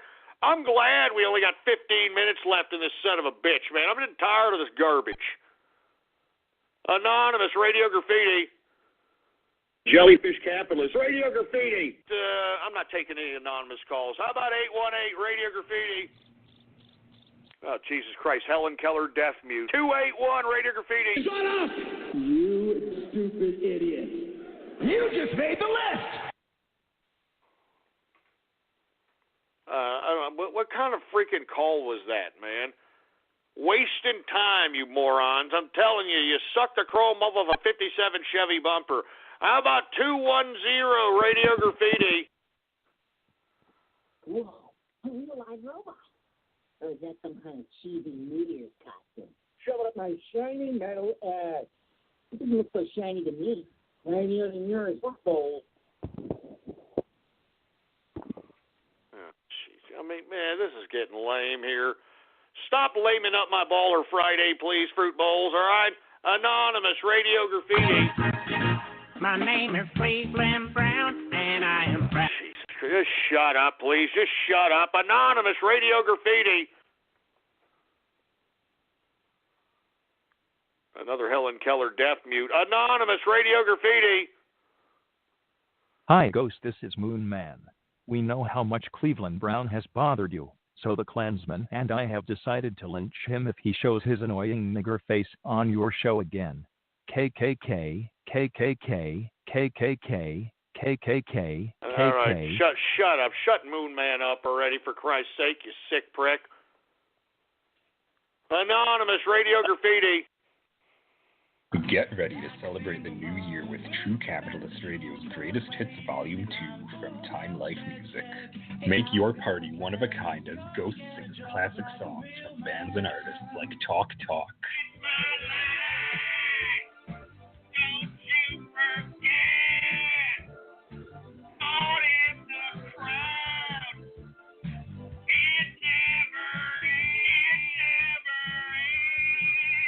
T-Pain.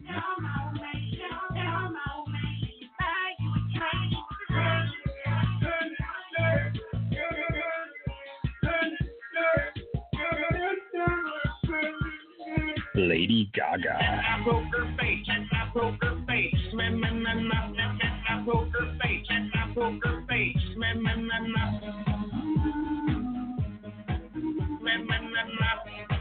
Michael Jackson.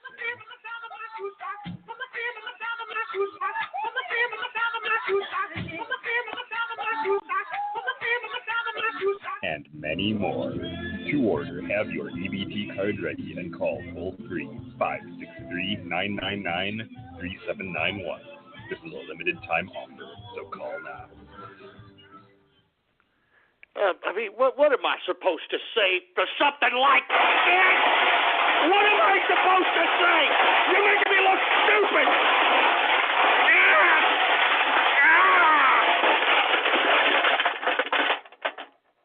I mean, what am I supposed to say after something like that? What the hell? What the hell? What in the blue goddamn hell? Oh my God! You know, you people have ruined this Baller Friday, man. I know we got like 12 minutes left. I don't even want to do the last 12 minutes. You people have literally took a dirty yellow bubbly piss on my Baller Friday. I hope that you goddamn troll terrorists and cyber vermin are happy about it. I hope that you're happy. I hope that you're goddamn happy about it, you sack of crap. Oh my God, man! I can't take this crap anymore, man. I mean, I'm jaded, for Christ's sake, man. I mean, I'm depressed. I mean, I can't believe. I deserve more respect. I deserve more respect. I deserve more respect, morons. I mean, don't you understand? Give me the mic. Give me the damn mic. Don't you ungrateful internet twats know I'm about to do a damn New Year's Eve show tomorrow? I already gave you assholes a Christmas Eve show. Why don't you give me a little bit of respect? Why don't you give me a goddamn little bit of respect? Give me respect! I'm going to do a damn freaking broadcast for you people tomorrow. I don't even want to do it. I don't even want to take another call, man. I'm tired of this crap. I'm tired of it. This is how you morons treat me the last Baller Friday of 2016.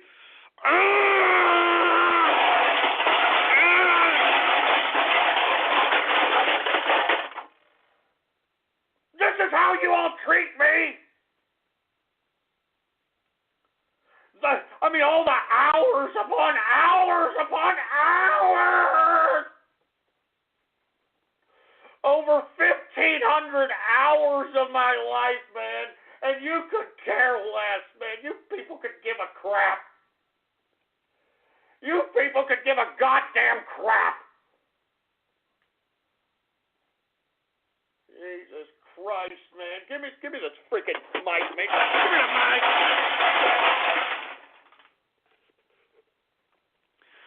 Over 1,500 hours, you dumb jerk dicks.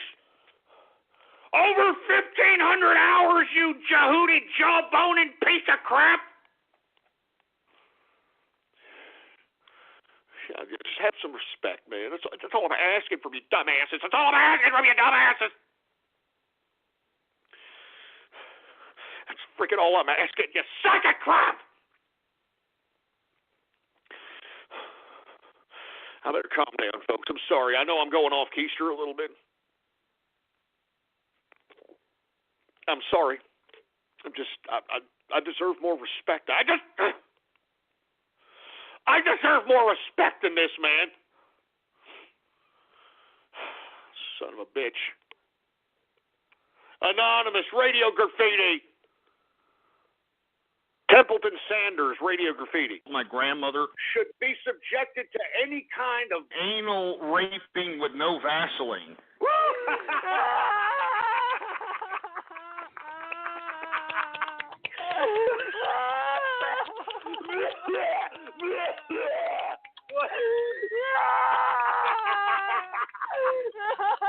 I'm sorry, I didn't mean to laugh.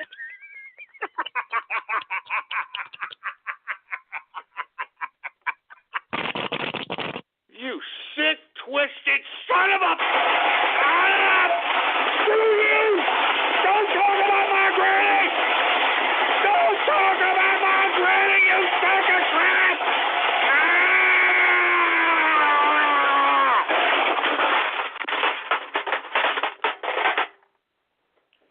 I told each and every one of you sorry sacks of crap to not talk about my granny! And that splice! That shit-twisted splice, you twisted dumbasses, man! You twisted dumbasses, man! Good God, that was sick! Good God, that was gross and sick and disgusting! Good God! Oh! Ew. Oh, my God, that's disgusting! Oh, my God, give me the mic! How dare you, sacks of crap, make something like that? How dare you? Dare you?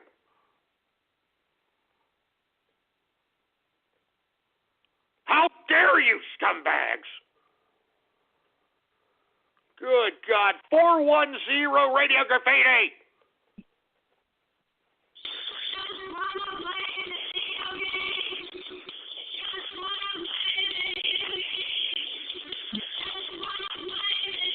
Oh, man, we can't hear you from that stupid Obama phone. It sucks. It sucks. 817 Radio Graffiti. Hello. The ghost. Yeah, it looks like you messed up on that one there, boy, didn't you, you stupid sack of crap?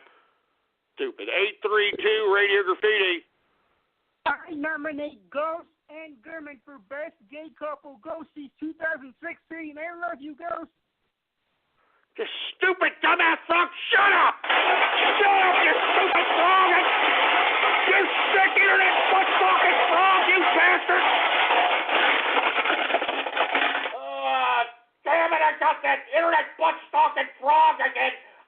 And he can't even take a goddamn Baller Friday off. Hit this dumbass frog. Can't even take a goddamn Baller Friday off. Go suck an egg. Go suck Miss Piggy off. Good God. I'm glad that this show is almost over.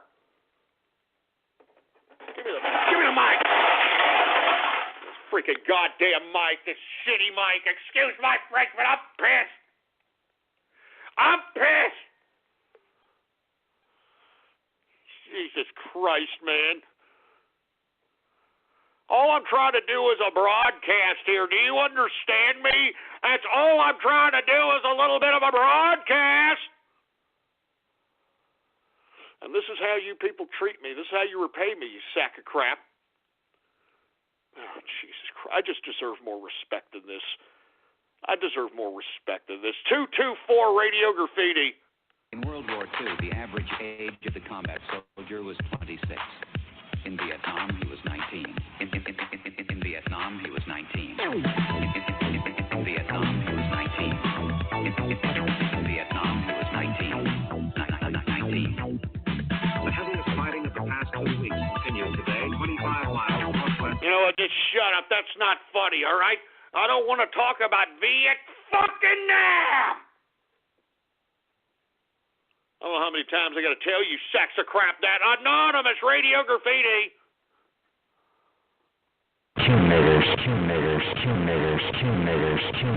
Hey, shut him off. Shut him off, for Christ's sake. Jesus Christ. Anonymous Radio Graffiti. I like playing baseball. Play ball. Yeah.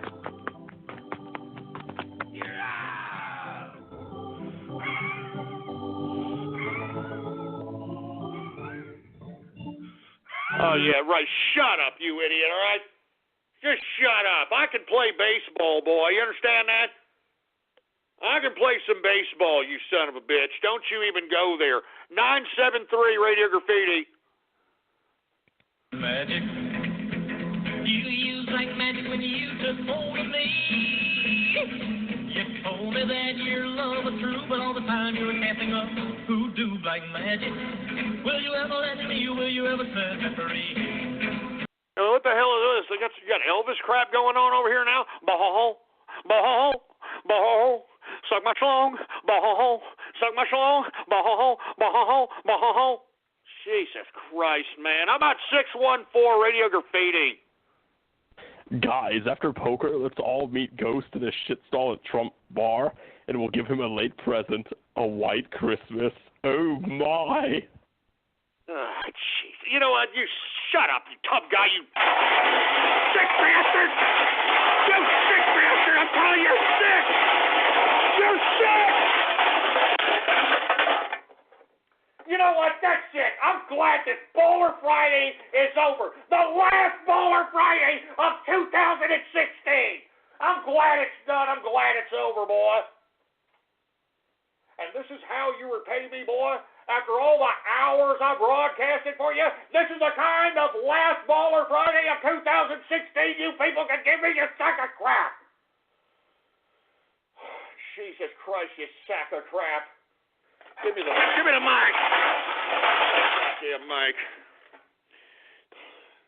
Listen, I can't believe that this is the kind of Baller Friday you left me with in 2016. I hope that you're happy, you sack of crap. I hope you're happy. I guess. I don't know, but I guess I'll do a broadcast tomorrow for New Year's Eve, boy. And, of course, if you want to nominate your troll terrorist self or your cyber vermin buddy for one of the Ghosty Awards, go ahead and post it under the hashtag, the Twitter hashtag, Ghosty16. And, of course, follow me on Twitter. The Twitter name to follow is PoliticsGhost. All one word, no underscores. PoliticsGhost is the name to follow. And, once again, I'm going to be here tomorrow, New Year's Eve. So you better be following me on Twitter to know the official time. I'm thinking 8 p.m. Central, 7:30 Central. I don't know yet, but follow me on Twitter. PoliticsGhost. Follow me on Twitter for the New Year's Eve episode tomorrow.